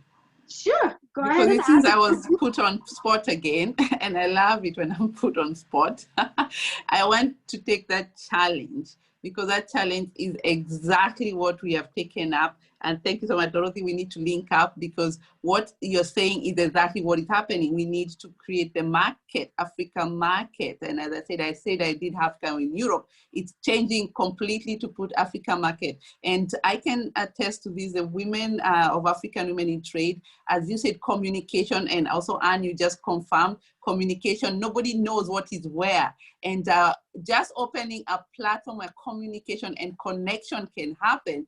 Women are trading like crazy. We are seeing them buying from one another, from one area to the other one, without us doing anything in between. And this is untrapped business for even investors out there, the diaspora. This is, I mean, Europe, I call it's already covered with the mafia. Sorry about that, but it's already clogged when it starts thinking of exporting in Europe. But where the business is actually in the continent and in Africa. And these are emerging markets. And I mean, if there's any investor here, you should be really going into that area, how to help the export. And you can jump on our board. We are ready to take you out with you on our board because we are going to, this is the area we are targeting, making sure that one country know what the other one is giving, and broadcasting, just talking, having so many seminars like these ones, talking about this. And this is one of the biggest things, and we're going to have a big event before the year end. And we will also, after COVID, we'll be also on the ground, going to an investors or business from one country coming to present from what they have. We have very big vision, and thank you. The challenge taken, and it's already in action. All right, thank you, Joy. So now we'll go ahead and now be more country specific, and we'll have a few different countries. We were supposed to have Honorable Mohamed Dare from Somalia. I was really excited to hear him talk about the opportunities in Somalia, because I always say Somalia is the star of Africa, and it's there's so much opportunity, but then again, there are challenges there. But because he is still having challenges joining in, I'd like us to go ahead and welcome Mr. Philip Lucky. Mr. Philip Lucky is the International Marketing Manager of the Rwanda Development Board. And we all know and we've heard about the great things about Rwanda when we're talking about development. It's a small country in Eastern Central Africa, but they've managed to come up from challenges to grow their country and the economy. And again, we all around Africa are challenged. So I'm very happy to bring on Mr. Lucky. And if you can share with us some of the investment opportunities in Rwanda so that we can all be able to tap into them. But also I would like for you, Mr. Lucky, to tell us, what is Rwanda doing right? I always tell people we need to share best practices. So if you could share with us what Rwanda is doing right and how we can be able to tap into the opportunities in Rwanda, I think that would be really great for the audience. So welcome, Mr. Lucky, to the symposium. I see you, but I don't see your video. If you could put on your video, we will all appreciate that. Okay, I see you. All right, welcome, Mr. Lucky, and you can unmute. Thank you very much, Anne, and everyone on this symposium. It's really a pleasure to connect with you all. And I really want to extend my sincere appreciation to Mr. Patrick and the rest of the team at Invest in Africa for giving us the opportunity to talk to your network, but at the same time to your members as well. I feel this is a very great opportunity for us, and thank you for considering us. Now, as you mentioned, I'm Philip Lucky, and I'm the head of investment marketing department here in RDB. And I'm sure that everyone may probably have seen or heard about the Rwanda Development Board. If you've come to do business in Rwanda, definitely the starting point for you to do that is none other than Rwanda Development Board. So it's a very big institution that was established in 2008 as a result of merging 8 different institutions. And again, as you mentioned earlier, what are some of the best practices? Perhaps this would be the first best practice that would be ideal to share with my fellow brothers and sisters on this webinar. One of the things that we realized 8-10 years back is that doing business in this country was quite cumbersome, costly, bureaucratic, and it was very, very difficult, if I can sum it up. But then government really had to think of ways, how do we break all these bottlenecks for us to be able to make it easy for people to do business more easily. So this is how our institution came up, establishing a one-stop center. And merging 8 different institutions is not something that is very easy. To some people, they may see it as as a problem that will create unemployment or anything. But to Rwanda, we saw it as a very quick solution that can help us to address some of the key challenges that we had at the time. And so today we have a fully established one-stop center that provides numerous services, from business registration, to investment registration. 10 years back, registering a company in Rwanda would take almost 2 weeks, 3 weeks. Today, it's been simplified. You can register your company in less than 6 hours. It's online and free of charge. So which means you don't need even to come to Rwanda to register your company. You can register it wherever you are, whether in Europe, for as long as you're connected to internet. So you can imagine. And the cost was almost 350% of our national GDP for you to register a company. Now we've brought it to 0. That is very quite significant. Mm-hmm. And then, of course, the other things were around, tying you to a local shareholder. For you to be able to open a company, at least it must be 50-50.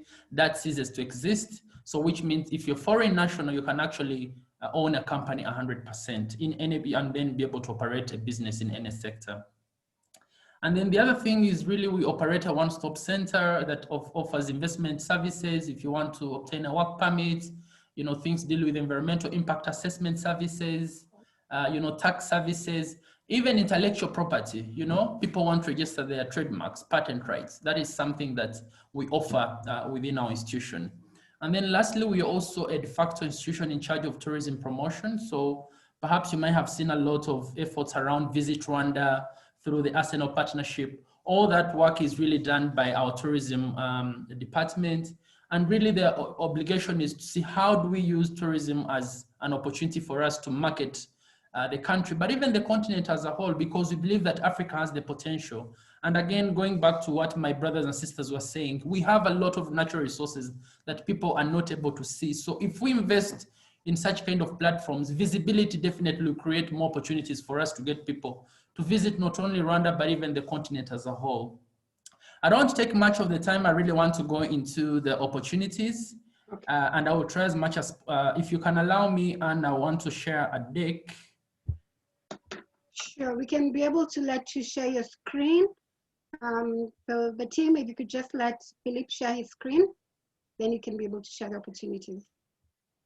Yeah, so I hope you can see my screen. Yes, we can. I'll try to enlarge it. So I'll try to be very fast. I know my slides are too many, but I'll try to break down the presentation. So of course, for anyone who probably doesn't know Rwanda, this is to give you a very quick picture of our country. As Anne mentioned earlier, we're a very small, tiny country, as you can see from the map of Africa. We're almost around 26,338 square kilometers. So we are at the heart of Africa, as you can see on the map. But in terms of the macroeconomic environment, we have, the population of our country is around 12.6 million. We speak over 4 languages. That's an advantage to our population, but even for business. So we all speak in Rwanda as a national language, but French, English, and Swahili are the other languages that are used across all the country. In terms of the GDP, as you may have probably known, that our country really went through a very tragic history, coming from the 1994 genocide against the Tutsi in 1994. Our economy has been very resilient. And of course, the resilience has all been built by the leadership that has found it essential for us to be able to build a foundation that can, bring people together, but at the same time, build a very resilient economy that actually benefits all. And so today, as you'll notice, our GDP per capita is at 818, and our target is really to, increase that by over $1,000 in the next 5 years. In terms of the business environment, it's, there's a lot to share. And I'm pretty sure that people in this symposium might have probably seen some of the success stories that our country has registered over the last 26 years. Of course, our country has really taken a very resilient journey to build the socio-economic fabric that was completely decimated. We had to literally start from scratch for us to be able to unite communities, rebuild infrastructure, but also putting in strong policies that can help to rebuild our economy, with a vision coming into place whose main objective is really to transform Rwanda into a middle income country. So these are some of the key areas that we've been able really to make some, progress, but also remarkable achievement. In terms of the economy, with the second fastest growing economy in Africa, growing at almost 8% per annum since 2007. But of course, that is going to change given the current situation with COVID.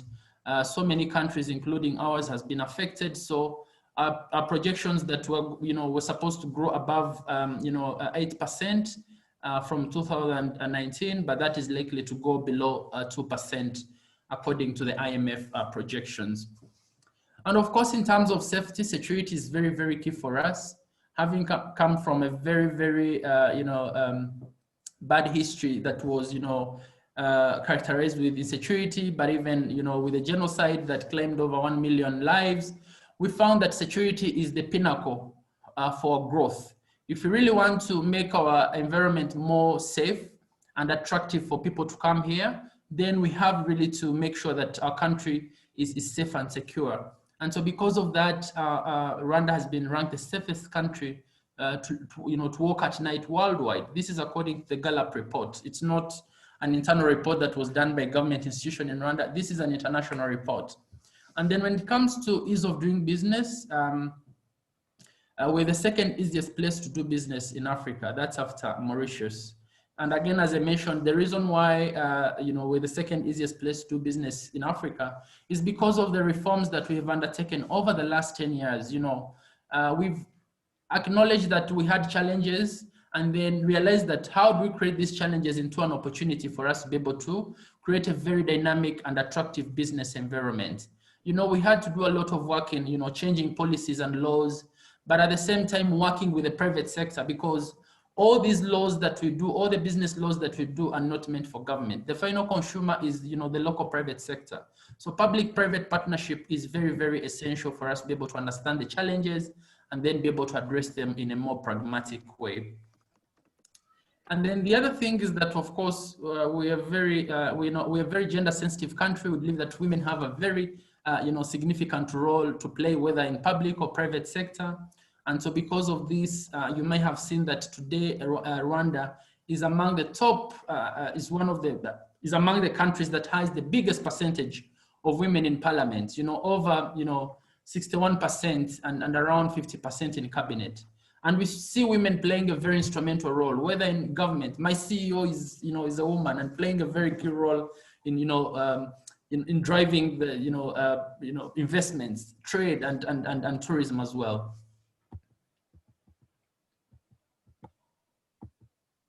So in terms of the business environment, again, as I mentioned, our goal really is to see how do we make it easy for people to come and set up their businesses here.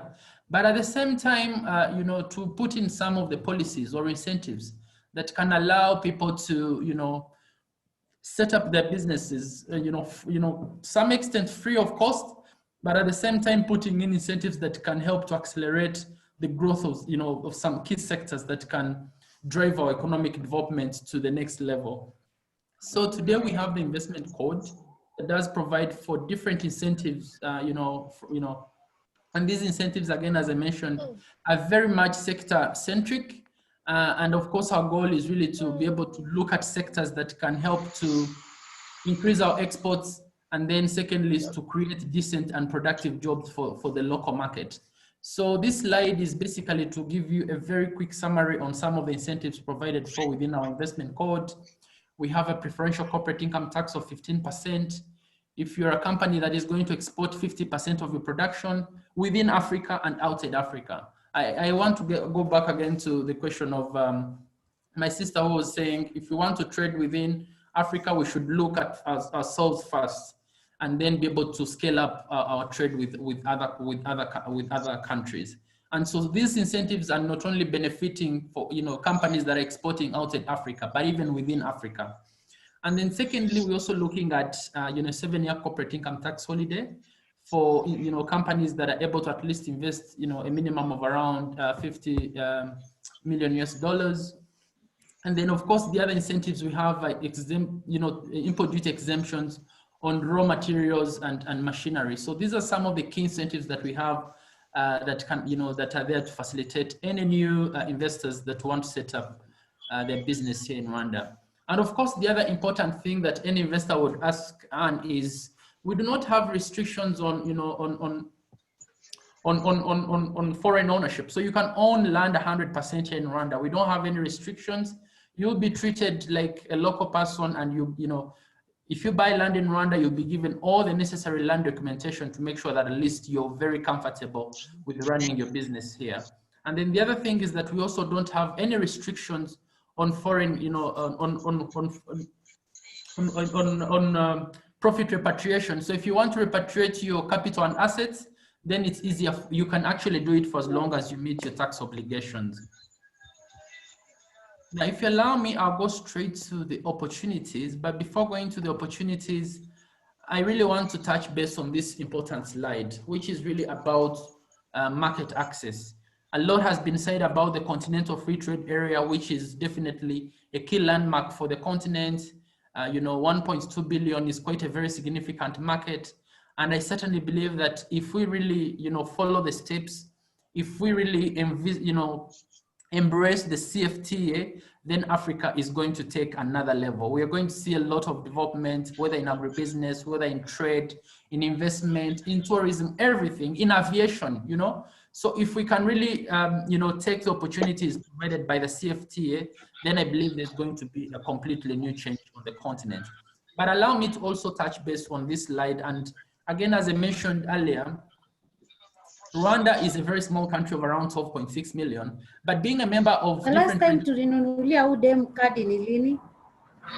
January. Sorry, Philip. No? Could you please mute? If you're not speaking, we'll appreciate that. I apologize about that. Go ahead, Mr. Philip. Hello? Hello, can you hear me? Yes, now we can hear you. Go ahead. Okay, sorry about the interruption. So I was saying that, Rwanda being a member of different regional economic blocks, gives a very significant access, to a very bigger market within the East African community. We have a population size of over 186 million population. So if you set up your business here, you can easily trade within the ESC. You can export your goods to Kenya, to Uganda, Tanzania, South Sudan, and Burundi. And either way, Kenya can easily export to Rwanda or any other country. And of course, there's also free movement of goods and services, which literally makes it easy for people to move, to trade across the region. And of course, the other thing is that we're also a member of COMESA, which is the common market for East and Southern Africa. And of course, looking at the market size within the COMESA, it's over, it's almost 500 million. So if you come to do business in Rwanda, definitely it's easier for you to trade all across the COMESA region, as you can see from the slide. Now, the other important part that I would also want to highlight is on the proximity market. Being at the heart of the continent somehow gives us an opportunity. Being a landlocked country shouldn't be an excuse for us not to, boost our trade, but rather we should look at that as an, as an opportunity to see how do we trade amongst ourselves, across the region, not only within Rwanda, but even beyond Rwanda. And so some of the proximity markets that we have is the Democratic Republic of Congo, which is very, very, very close to Rwanda. So we have two important markets, and that's, Goma. For those who've been to Goma, will notice that there's a lot of opportunity for trade in Goma, and same for Bukavu. So given that proximity gives us a very, very strong access in terms of market access, but even supply. And that's why government today is very much committed to setting up the infrastructure in the cities that are very close to these two cities in DRC to make sure that at least there's consistent supply of major goods and services across the two areas. Then in terms of connectivity, it's also very important for people on this symposium to learn that, we have a national airline that connects to over 30 destinations. For those that probably have not gotten a chance of flying with Rwandair, when you plan to come to Rwanda, please make it a point to fly with Rwandair to Kigali. Whether from West Africa, one of the things that we literally had to, embrace is trying to see what are some of the challenges that are actually hindering trade within our continent. We found that actual accessibility was one of the key major obstacles.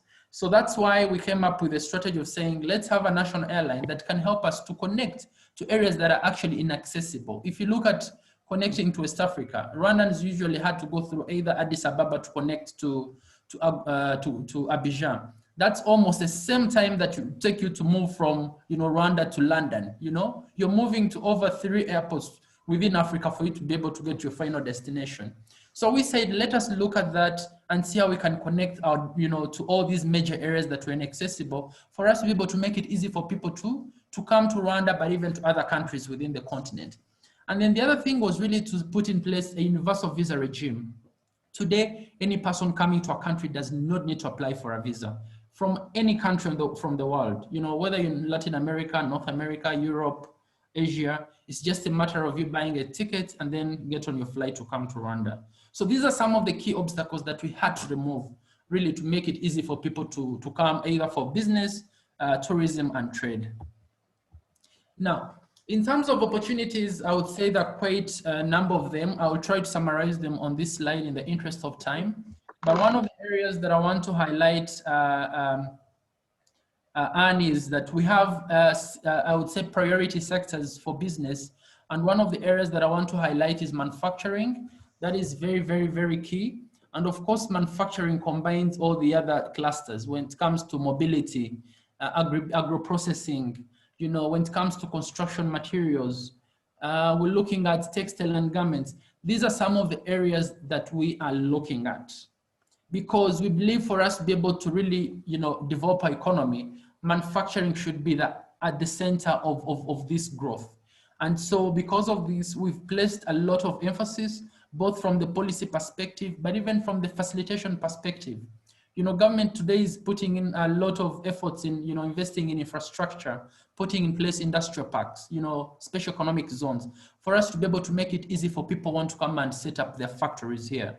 Whether you're going to buy land within the industrial park or rent a warehouse, all we want is to make it easy for people to find readily available infrastructure that can enable them to plug and play and then be able to start production. So that is number one. Now, the second sector that we're looking at is agriculture. Of course, we all know that agriculture is probably the backbone of so many economies on the continent. We all rely on agriculture as a major source of food and income. So, but the question has always been, are we getting the right value from the agriculture that we have on the continent? Again, this question goes to you know, the points raised by my brothers and sisters on this symposium. The agriculture we have is not giving value to our farmers. We still sell food, you know, to local markets, but at the same time exporting raw food to, you know, to European, Asian markets. And the question is, are we getting the best value for the food that we sell? Whether it's, you know, food, fresh fruits and vegetables, we are not. And so the question now, what we're trying to do is really to put in mechanisms that can enable us to, you know, turn our food into finished products and then be able to, you know, give our farmers the best value out of that. And then the other areas that we're looking at really is in finance. Today we've established the Kigali International Financial Center. And within the financial center, we're targeting to address one of the key issues that was raised by the speakers here, access to finance.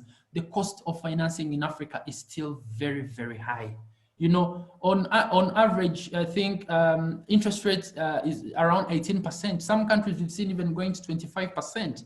And the question is, are we going to remain competitive? Are we going to facilitate our businesses if we keep the interest rate at that level? The question is no. So what we're trying to do in our country is now we've established the International Financial Center for us to be able to attract new players, you know, new products. You know, we're looking at venture capital, you're looking private equity funds, investment banks, for us to be able to address that issue of financing for investments in our country. But the other aspect is that we've also put in place incentives that can help us to attract investors from within the continent, but even abroad, for them to be able to set up their headquarters and then be able to serve not only Rwanda, but even the continent as a whole. Maybe lastly, other areas of focus for in terms of investment, we're looking at tourism, we're looking at housing, we're looking at infrastructure, energy, and our emphasis on energy mostly is on renewable energy. So if you're someone who's going to set up a mini grid or a solar off grid, this is an area that presents a very, very huge opportunity. So I think with that, I come to the end of my presentation.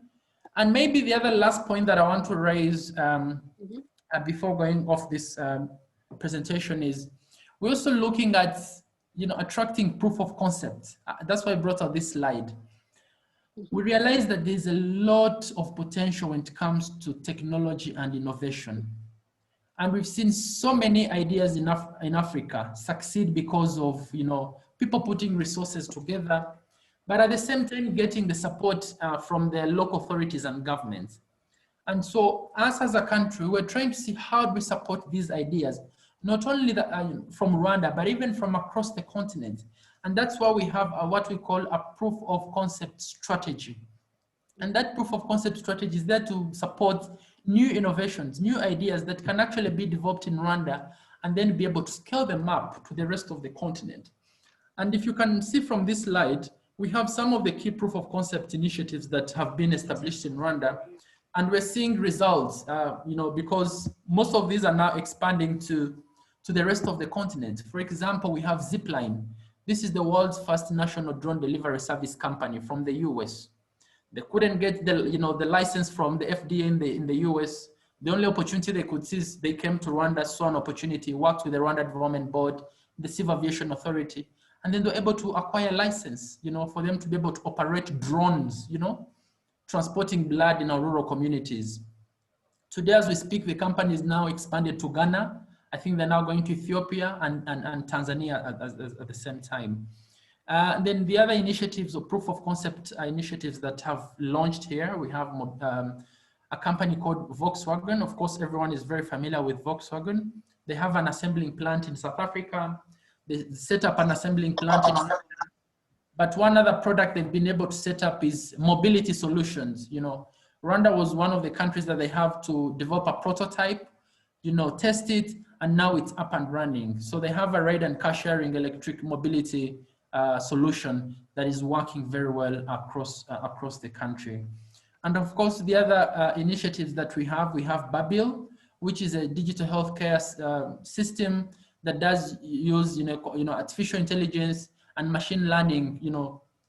So here you're able to, you know, arrange an appointment with a doctor. Whether you're in a rural area, it's easier for you to, you know, seek for an appointment for you to be able to get medical treatment in any health center in the country. So this I brought up this slide just, you know, to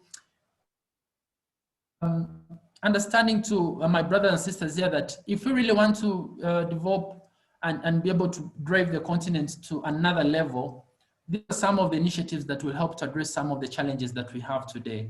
And I believe so that Africa, we have the potential and we can make it. Thank you very much. Wow, thank you, Philip, for sharing all the information about Rwanda.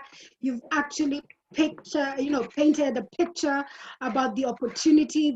I like, and I'm very glad you did not end without sharing us about proof of concept, because for me, I've been watching about the drones and zipline in Rwanda, very fascinated about what you're trying to do because it connects the rural community. So what I'm hearing you saying is that if there are opportunities, then the Rwanda government is willing to support that.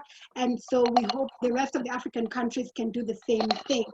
I also like the fact that you talked about what you're doing with the development board, which is a one-stop center to do business, because really, that really helps a lot of business people. Business people don't have the time or energy to run to too many places. They want it easy for them to do business.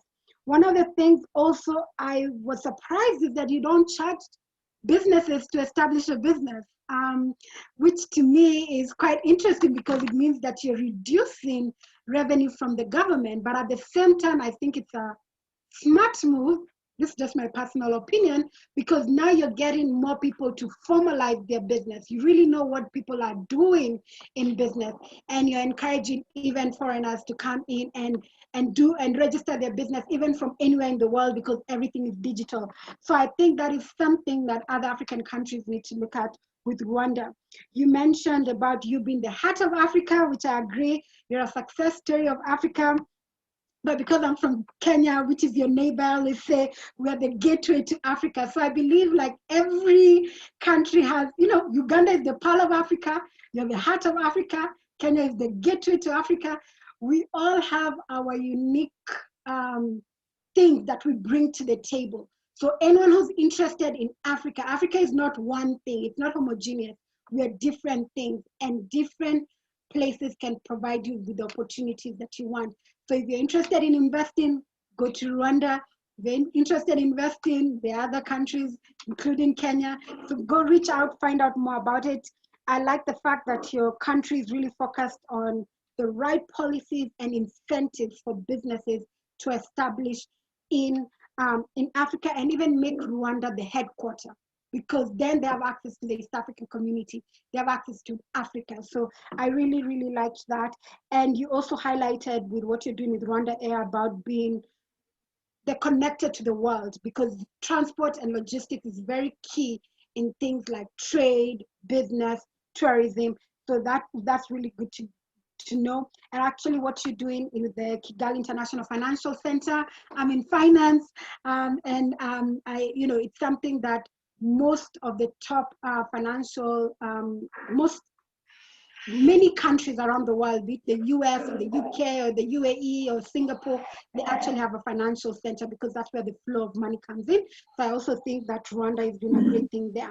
And thank you again, like I said, for painting a picture about Rwanda. It's one of the countries in Africa, there's 55 countries, and as time goes by, you get to learn more and more about different African countries.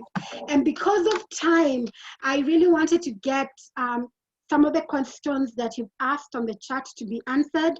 I also wanted some last remarks from all the speakers.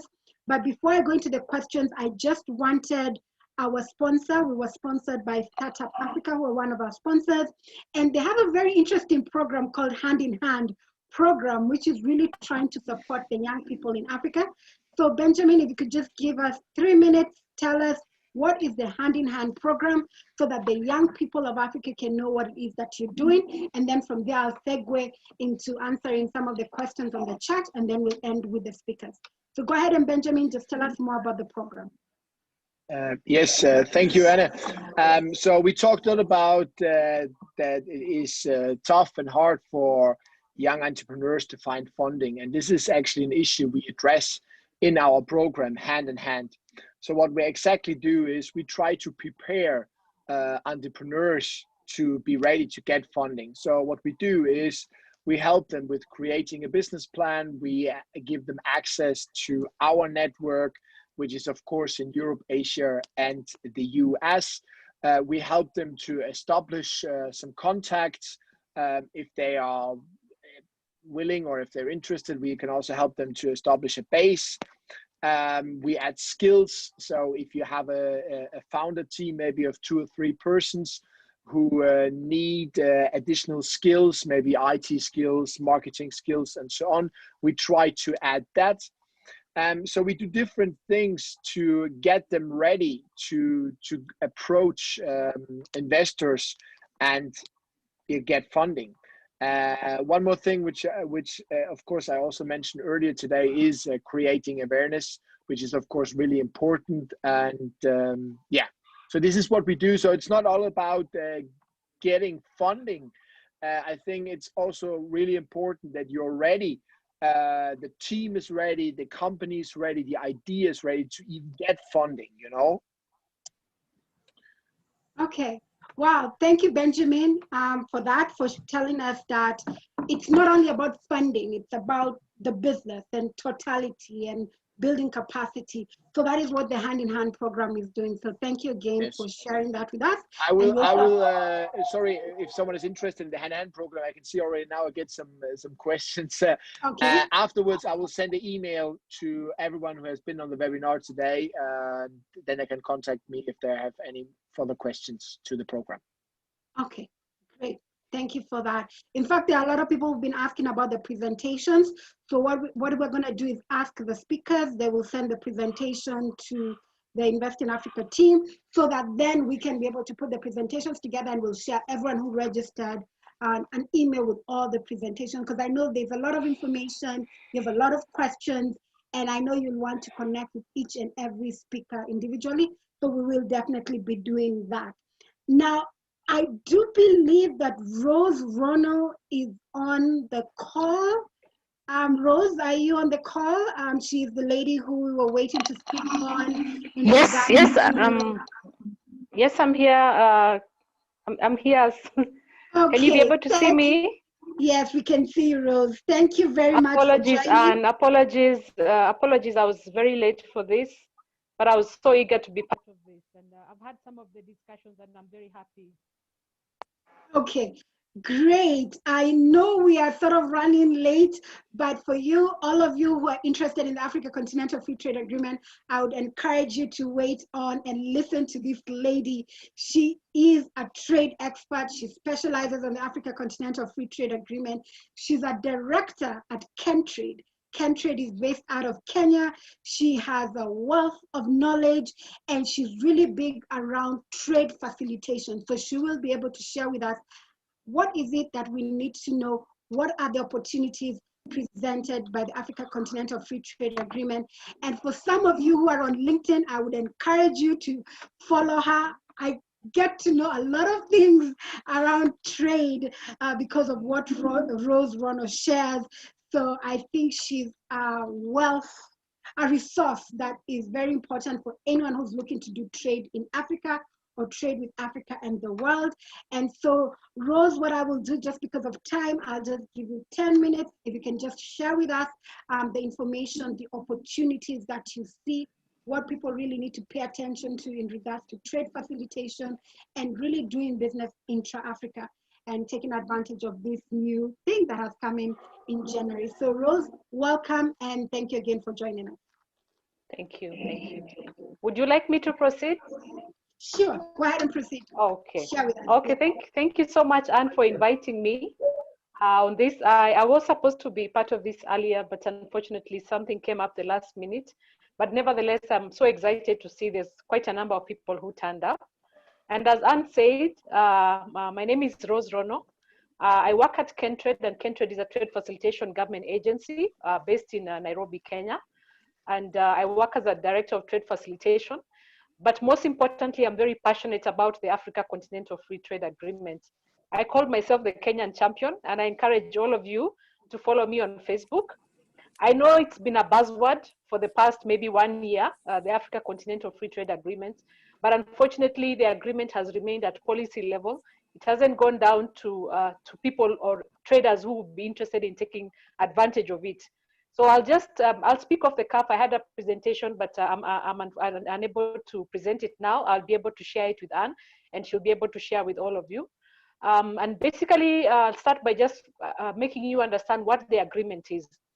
The Africa Continental Free Trade Agreement is a trade agreement amongst 54 African countries who have come together and agreed that they are going to reduce tariffs. They're going to reduce the tariffs, the current tariffs. If you are trading between Kenya and Uganda, you'll find, okay, not Uganda, let's say you are trading between Kenya and Nigeria, you'll find the tariffs are very, very high.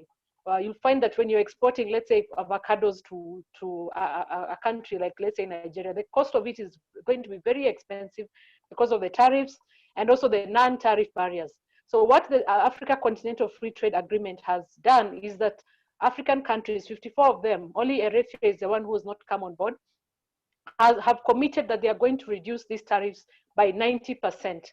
And the reason why the African Union, it's a project of the African Union, and the reason why they thought of this was that there was very little intra-African trade. If you look at studies that have been done, for example, by UNCTAD, you'll find trade between African countries, let's say 2 African countries, is around 16%. But when you go to Europe, trade is around 70%. When you go to Asia, trade amongst the Asian countries is around 50%. So you can see we don't trade amongst each other, yet we are close to each other. And what's the reason for this? It's been the colonial patterns of trading. You know, Africa was colonized, most African countries were colonized, and the trading patterns have been that we are taking our commodities to our former colonial partners and taking them we're taking them in raw form. We are not doing value addition. And these are some of the motivations that made the African Union come up with this concept of the Africa Continental Free Trade Agreement. So up to, I think now, around 34 African countries have ratified the agreement. And that means that they are signaling that they are going to implement that agreement. It was launched on 1st of January this year. And I know countries are still in the process of negotiating their rules of origin, negotiating their market access offerings. But we are hoping that towards the middle of this year, most of the countries will be able to trade under this agreement. And I just want you to look at it from this point of view.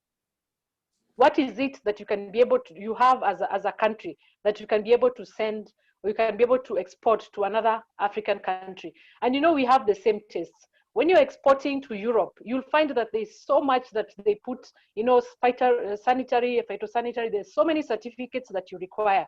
But when we're exporting or importing amongst each other, the Africa Continental Free Trade Agreement promises to reduce those barriers that are there so that it becomes very easy. Our tastes and preferences are the same.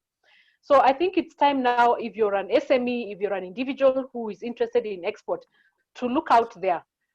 Is there a market that you're interested in? And this is very simple. You can go, there are very many free online tools. For example, there's TradeMap, which you can be able to go and log in and see which companies or which countries is importing a certain product, maybe from outside Africa or even from within Africa, that you're interested in exporting from your country. For example, if you're having some agricultural commodity that you are producing for your domestic market, you can look out there and see, can I be able to venture into the export market? And this will even be more lucrative because now you'll not be dealing with the high tariffs that you initially have been had to subject yourselves to. So I think it is time that we prepare ourselves, those who are interested in business, to take advantage of this agreement, because just the ratification of this agreement by 34 African countries has signaled that Africa is ready for business. And I think it's important that we are different from different nationalities here. Some of you have understand the concept of first mover advantage. first mover advantage is who will move into another market faster. So I think it's important if in your country that you push your country, your government to ensure that they implement this agreement so that you can be able to get first mover advantage. When you go to that particular country, you are the first person who has moved into that market, and you can have advantage of setting up prices. You can have advantage of getting, the customers first. So it's important that we get into this, and I think it's also important that government start doing stakeholder engagement. That this agreement not only stays at the level of government officers, development partners, but it has come down to the normal person who is able to trade under the agreement. We also need to prepare ourselves in terms of services. We have the agreement promises to open up African markets. You've heard of the single passport. So what that means is that you can be able to work in any African country as a result of this agreement. Countries are going to make concessions whereby you'll be allowed. So there's the problem we have in Africa of youth unemployment. So you do not have to look at just the job market within your country. You can look at the job market outside your country and start preparing yourself for it. So these are some of the benefits that are going to be there as a result of the agreement: job creation, exchange of technology. Some countries in Africa are very advanced, like Kenya. We have South Africa. But as a result of this agreement, we're going to have a lot of technology exchange. And with this technology exchange, we are going to lift the livelihoods of Africans and ensuring that, we have welfare. There's increased, people are getting out of poverty. We are the continent that is very well known for poverty. But this agreement promises to remove that tag that we have had for a very long time. And one thing that I also want to emphasize on, for those who are already exporting, I have visited a few African countries, and I'll just give you an example of South Africa. When I went to a South African, it was called what? One of the South African supermarkets that's very well known. I looked at the tea section, and in the tea section, there was not a single tea from Kenya, yet we all know the best tea comes from Kenya. When you went to the chocolate section, you only saw the international brands, yet the cocoa that makes those international brands comes from Ghana. So for me, my challenge to you is, can you be able to do value addition? Let us not export those raw commodities. That diamond, let us not export the raw diamond. Can we be able to do those value addition? And that calls for technology. And we now can be able to get technology and partner with. We can be able to partner with China. We can be able to partner. The agreement does not just limit, trade between African countries.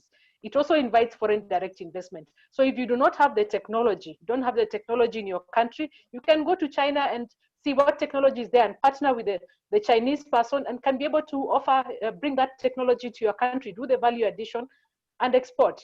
So for me, I'm seeing the advantage of this agreement is not only for Africans, but also those who are outside Africa and want to partner with Africa. We have Kenyans or Africans in the diaspora. You can be able to come back and invest in their diaspora. I know a lot of people are coming back and opportunities are there. So if you're in Kenya and you're interested in doing exports, myself, I open up. I can be able to assist you on how to do the export. And I think I can stop from there. My 10 minutes are probably over, but I'll take questions and I'll also share my presentation. Thank you very much, Anne. All right. Thank you, Rose. And I apologize if I had to rush you. It's just because of time. We're seeing some people are leaving because it's extended, but there's so much information. And I'm very happy that John put this Invest in Africa symposium together. And we know we need a lot more. We need a lot more than hours because there's a lot of information, but definitely will appreciate the presentation so that we can share it with the rest of the audience. One of the things I really liked about what you said is Africa is ready and open for business. Yes. That is true. So anyone looking to do business in Africa and with Africa, we are ready and open for business. And the way we are doing it is we are changing the trading pattern. And that's what the Africa Continental Free Trade Agreement is saying. Instead of us exporting out only, we're also going to do intra-Africa trade and trade with the world. And the key point here is we need to move from policy to implementation, and we need the government to actually engage the stakeholders. So I know, Rose, you're right there with government. I hope you're talking to them and telling them the business people want to engage because, yes, we have reduced the tariffs. Great. But there are very many non-tariff barriers, and that's what needs to be discussed, and that's what will ensure that more trade is happening, because those are even harder to overcome. So again, thank you very much for that. And I will go ahead and just take a few minutes to go through some questions, and then I'll have the last remarks from all the speakers who are on board, and then we can be able to end the symposium with a vote of thanks from John Karegwa. So I have a question here, and maybe I'll direct this to Mr. Philip Lucky, if you're here. There's a gentleman called Saif El Yazal, and he says, how can foreign companies safely invest in Africa, as there are many barriers when it comes to security and trust? So maybe Mr. Lucky, if you're there, or maybe even Rose. Rose, what can you say? Foreign companies want to come invest in Africa, but security and trust are a big factor. What do you tell them? Okay, thank you, Anne. I think he's right when you say that, because for a long time, Africa has been known for civil war, and yes, there are some African countries that are still struggling, but I can say that the narrative or the story is changing. In most African countries, we are seeing now a focus towards development and less towards the issues that we have been having. You know, transitions are more peaceful in Africa. So what I would just advise you is that when you're contacting, or we want to choosing an African country to invest in, look at the Ease of Doing Business Index, look at investment reports that have been published out there by the World Bank, by international organizations. They can be able to guide you on how, you know, how the country is. And you can see from the Ease of Doing Business, we have Rwanda at the top, we have Kenya at the top, we have Mauritius. So that can be able to guide you in terms of how easy it is to do business in that particular African country. As business, you always want to go in to make profit. So I think it's important that you do your due diligence and pick that particular country that you feel you will get the most return out of it. Can I add on that, Anne? Sure, Joy, go ahead. Yes, diaspora. I can't repeat that again. You need to link up with the diaspora who know how the market is down there. And as you can see, this platform has enough. You have Anne who is here, you have John. Link up with the diaspora. We have here African Women in Trade. We have the businesses on the ground. If you have issues of that, we can speak with you, your language, we can connect with you and show you the businesses that we think you should connect to avoid these high risks that are there. And we agree with their high risk. But it's how do you do it? And the diaspora as the bridge. I can't repeat that statement again, because this is our time. The diasporans are ready to connect, but give us the opportunity to work with you. Also trust the diasporans, because you know where to find us anyway. Thank you. Trust the diaspora. You're one of us. You just went away for a little while. All right. So thank you again for that, Joy. Now I have a question here. There are very many questions. In fact, what I'm really liking about the chat is people are actually saying what they're doing, right? So if you guys can take a time after the symposium, you just look at the chat. People are saying, I'm doing coffee, I'm doing cocoa, I'm doing marketing. There are people here who are doing business and they would like to connect. And one question, there's some people who are raising hands, and I think I'm being pinned. They want to contribute. They want to contribute. Okay, Yes. I was actually on the chat, so I will go ahead and look who has raised. No, the ones who have raised their hands. Yes, let me go ahead and do that because I want to make sure that we get all the questions because I know there are very many questions here. Raising of hands. I see here Haja Maril. Let me see if I can. Haja, you can go ahead and unmute yourself and answer your question. Yes, good afternoon. Good afternoon. Thank you for having me. I'm very much happy to be part of this discussion. Thank you very much. Sorry that I am from Sierra Leone.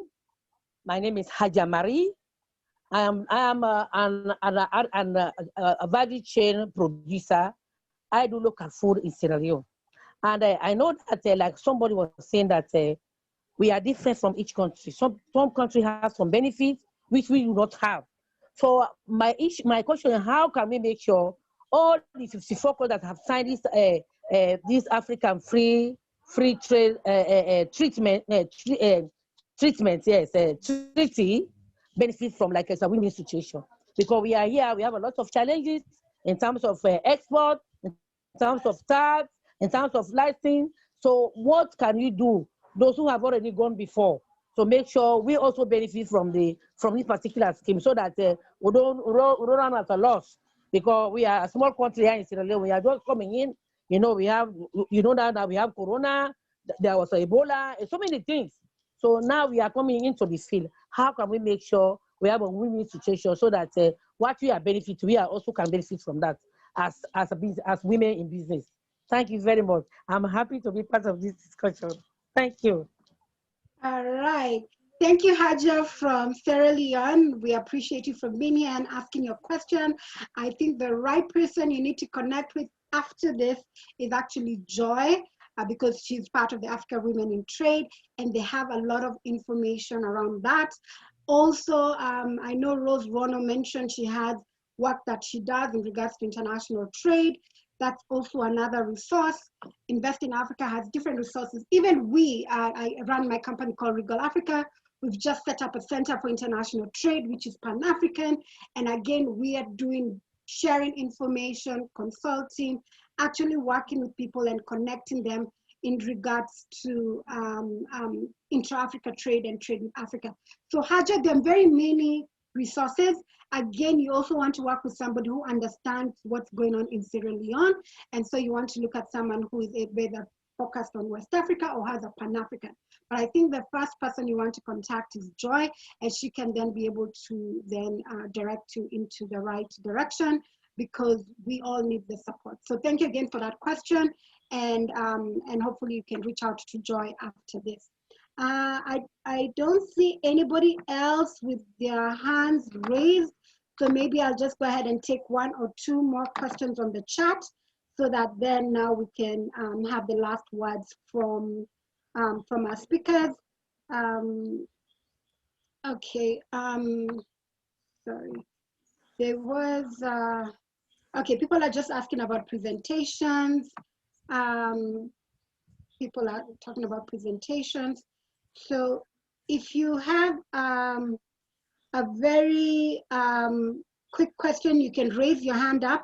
If not, what we will do is after this webinar, we'll be able to answer questions for you. Like I said, reach out to the Invest in Africa team. But right now, I would like to go ahead and just get the last remarks from each and every one of the speakers. We had 8 speakers today, or one person was not there, but we had 8 speakers today. So I would like to go ahead and just have them do 2 minutes of last remarks in regards to the discussion we're having today. What are the opportunities when you're investing in Africa? What are the opportunities that the Africa Continental Free Trade Agreement are doing? That is what people joined in to hear, and I know they got a whole lot of information about that. So I will go ahead and maybe just start off with, and I'll just go ahead and ask randomly. I'll go ahead and ask Mr. Gaduo Joroge of Waki Capital Associates. If you're on, go ahead and just share with us your last remarks about what it is that you're doing and what you'd like the audience to take out in regards to access to finance and the trade finance facility that you have. So Gaduo Joroge, please go ahead and give us your last remarks. Thank you, Anne.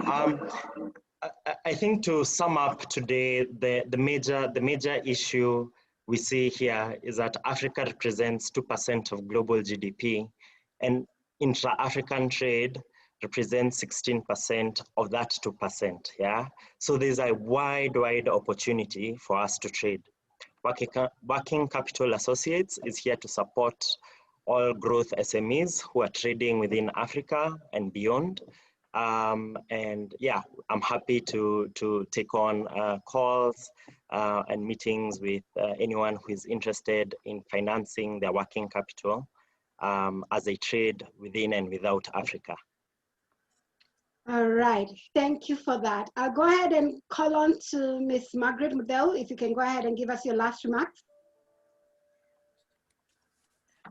Margaret?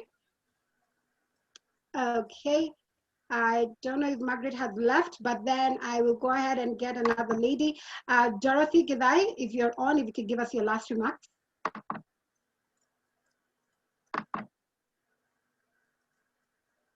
Dorothy? All right, I'm still going down to the ladies. So Joy, then, go ahead and give us your last remarks. Yes, hi. Thank you so much for this opportunity. It was such a brain helper for me to even understand how the continent is working. Also in Rwanda, especially, I'm looking forward to connect with you as well, because the African women in trade are now on the move, and I want to really emphasize on 3 points from all these that we have had today. One of it is the mindset. We have to change our African mindset. We can on our own. Sometimes when we don't need investors, it's just about enabling the trading. And now Africa Continental Free Trade has allowed that. How can we change our mindset that when we trade or we do business, that's the way to make money, to move from next step to another one. So we have to change our mindset, and not only that, around how to get ready to accept the information, not only trading, as I said, not thinking about trading in Europe, it can happen in the country. And then the second one, capability building. Yes, now you're ready to trade. So where do you start? There's a lot of trainings that you need. Take up all the trainings that are being offered to you. Okay. Train and take them. Some of them are free. We have a platform, which is our academy. We are offering all these trade information that you need also for the African women in trade, because we have realized there's a lot of missing information on the ground. And then the last one, of course, made in Africa for Africa market. That's my message for today. Great, made in Africa for the African market. Thank you very much, Joy.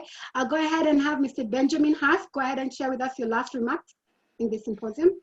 Yes, for the investors, I would like to say that you have to go down there. There were a few questions about how to approach the African market, and out of my own experience, as I said earlier, you have some kind of expectation, but you have to go down, you have to go to Africa, you have to meet the people, you have to feel the spirit to really on there, and you can't sit back and just wait for things happen. The other thing I would like to say is to all the Africans is that live the African dream and address the African team yourself. As I said it earlier, don't let any white Musungus like me or NGOs tell your story. Do it yourself. Get out there, and you will see that you will get a lot of funding. Great. Tell the African story. Thank you very much, Benjamin. And go ahead, Rose Rona. I would appreciate if you can give us your last remarks in regards to the Africa Continental Free Trade Agreement. Thank you very much, Anne, for that. I think my last remarks is that just share the information that you have received here today. And not a lot of us have the privilege to be part of this. There are people out there who crave for this information. So if you've received valuable information, there's a lot of power in the power of suggestion on talking to people. So if you've gotten this knowledge, just share it out, tell people. And additionally, also, I'd just like to say, be watching the ITC, International Trade Center website. We are working on a training that will be offered to African SMEs on how to take advantage of the Africa Continental Free Trade Agreement. So I will also pass this information to Anne when it is ready. Then you can all enroll in the program and just learn how to trade within the agreement. Thank you, Anne. Thank you, Rose. And last but not least is Mr. Philip Lucky from Rwanda Development Board. If you can give us your last remarks. And I'm here as well. Thank you very much. Dorothy. Oh, Dorothy. Oh, I had called and I thought you had left. Sorry. Yes, so we'll go ahead and Dorothy, just share with us your last remark. Let my colleague from Rwanda do it. Go ahead. Okay. Yeah. All right. I was going to say ladies first, but okay. Mr. Philip Lucky, if you could give us your last remarks, please. I would have hoped Dorothy to go first, but it's fine if she has given me the opportunity, then I'll take it on. Thank you very much, Anna, and of course the team for giving us the opportunity to really have a good moment with all the members here. I think this has been a very insightful conversation. We've learned a lot from the different speakers, with the CFTA, with the opportunities that Africa has to present. But one thing that I will probably emphasize is for us to walk the talk. We need to put things into action and be able to move this continent forward. If we're talking of the CFTA, the time to work is now and be able to realize this Continental Free Trade Area Agreement. Another thing is that let us all be connected and you know, and look at ourselves as, you know, brothers and sisters across the continent, because if we take it in that perspective, I so believe that so many things are going to change. And so it all feels good when West connects with the East, East connects with the South, South connects with the Central. This is our Africa, and even the North actually. So if we can, you know, make all these connections, definitely Africa is going to completely change. And I'm sure trade is going to be, you know, take another shape, whether it's business, investments. So many people will see Africa as, you know, as an area that presents, you know, numerous opportunities for business. So thank you very much, and look forward to other sessions in the future. Thank you. All right, thank you. Walk the talk, from talk to action, and let's connect for success.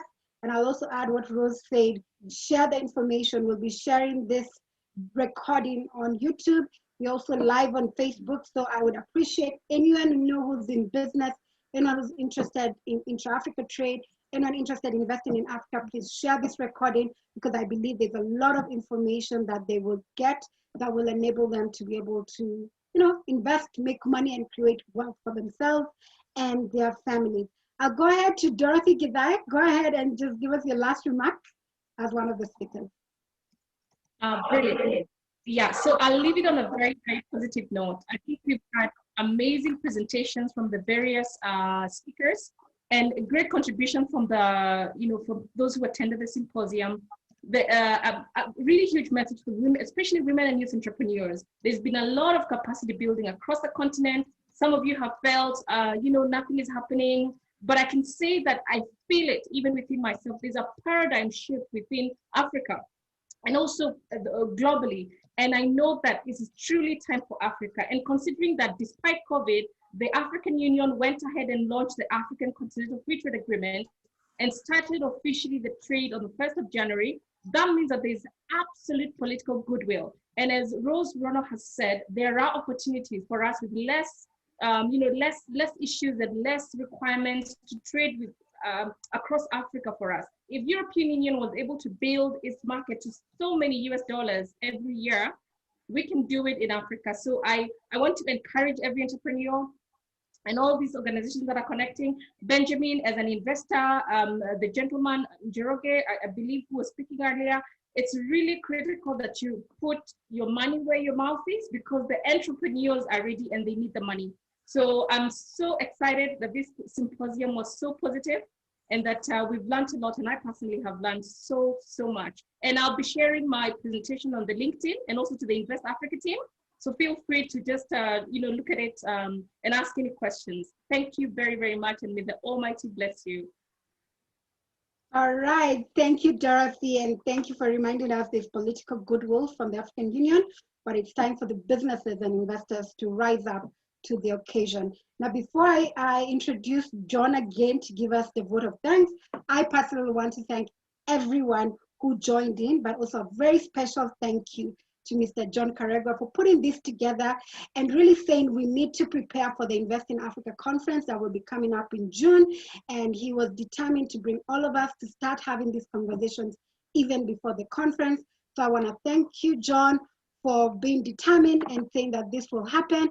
So with that, I want to go ahead and just pass on the baton, if I may say, to you.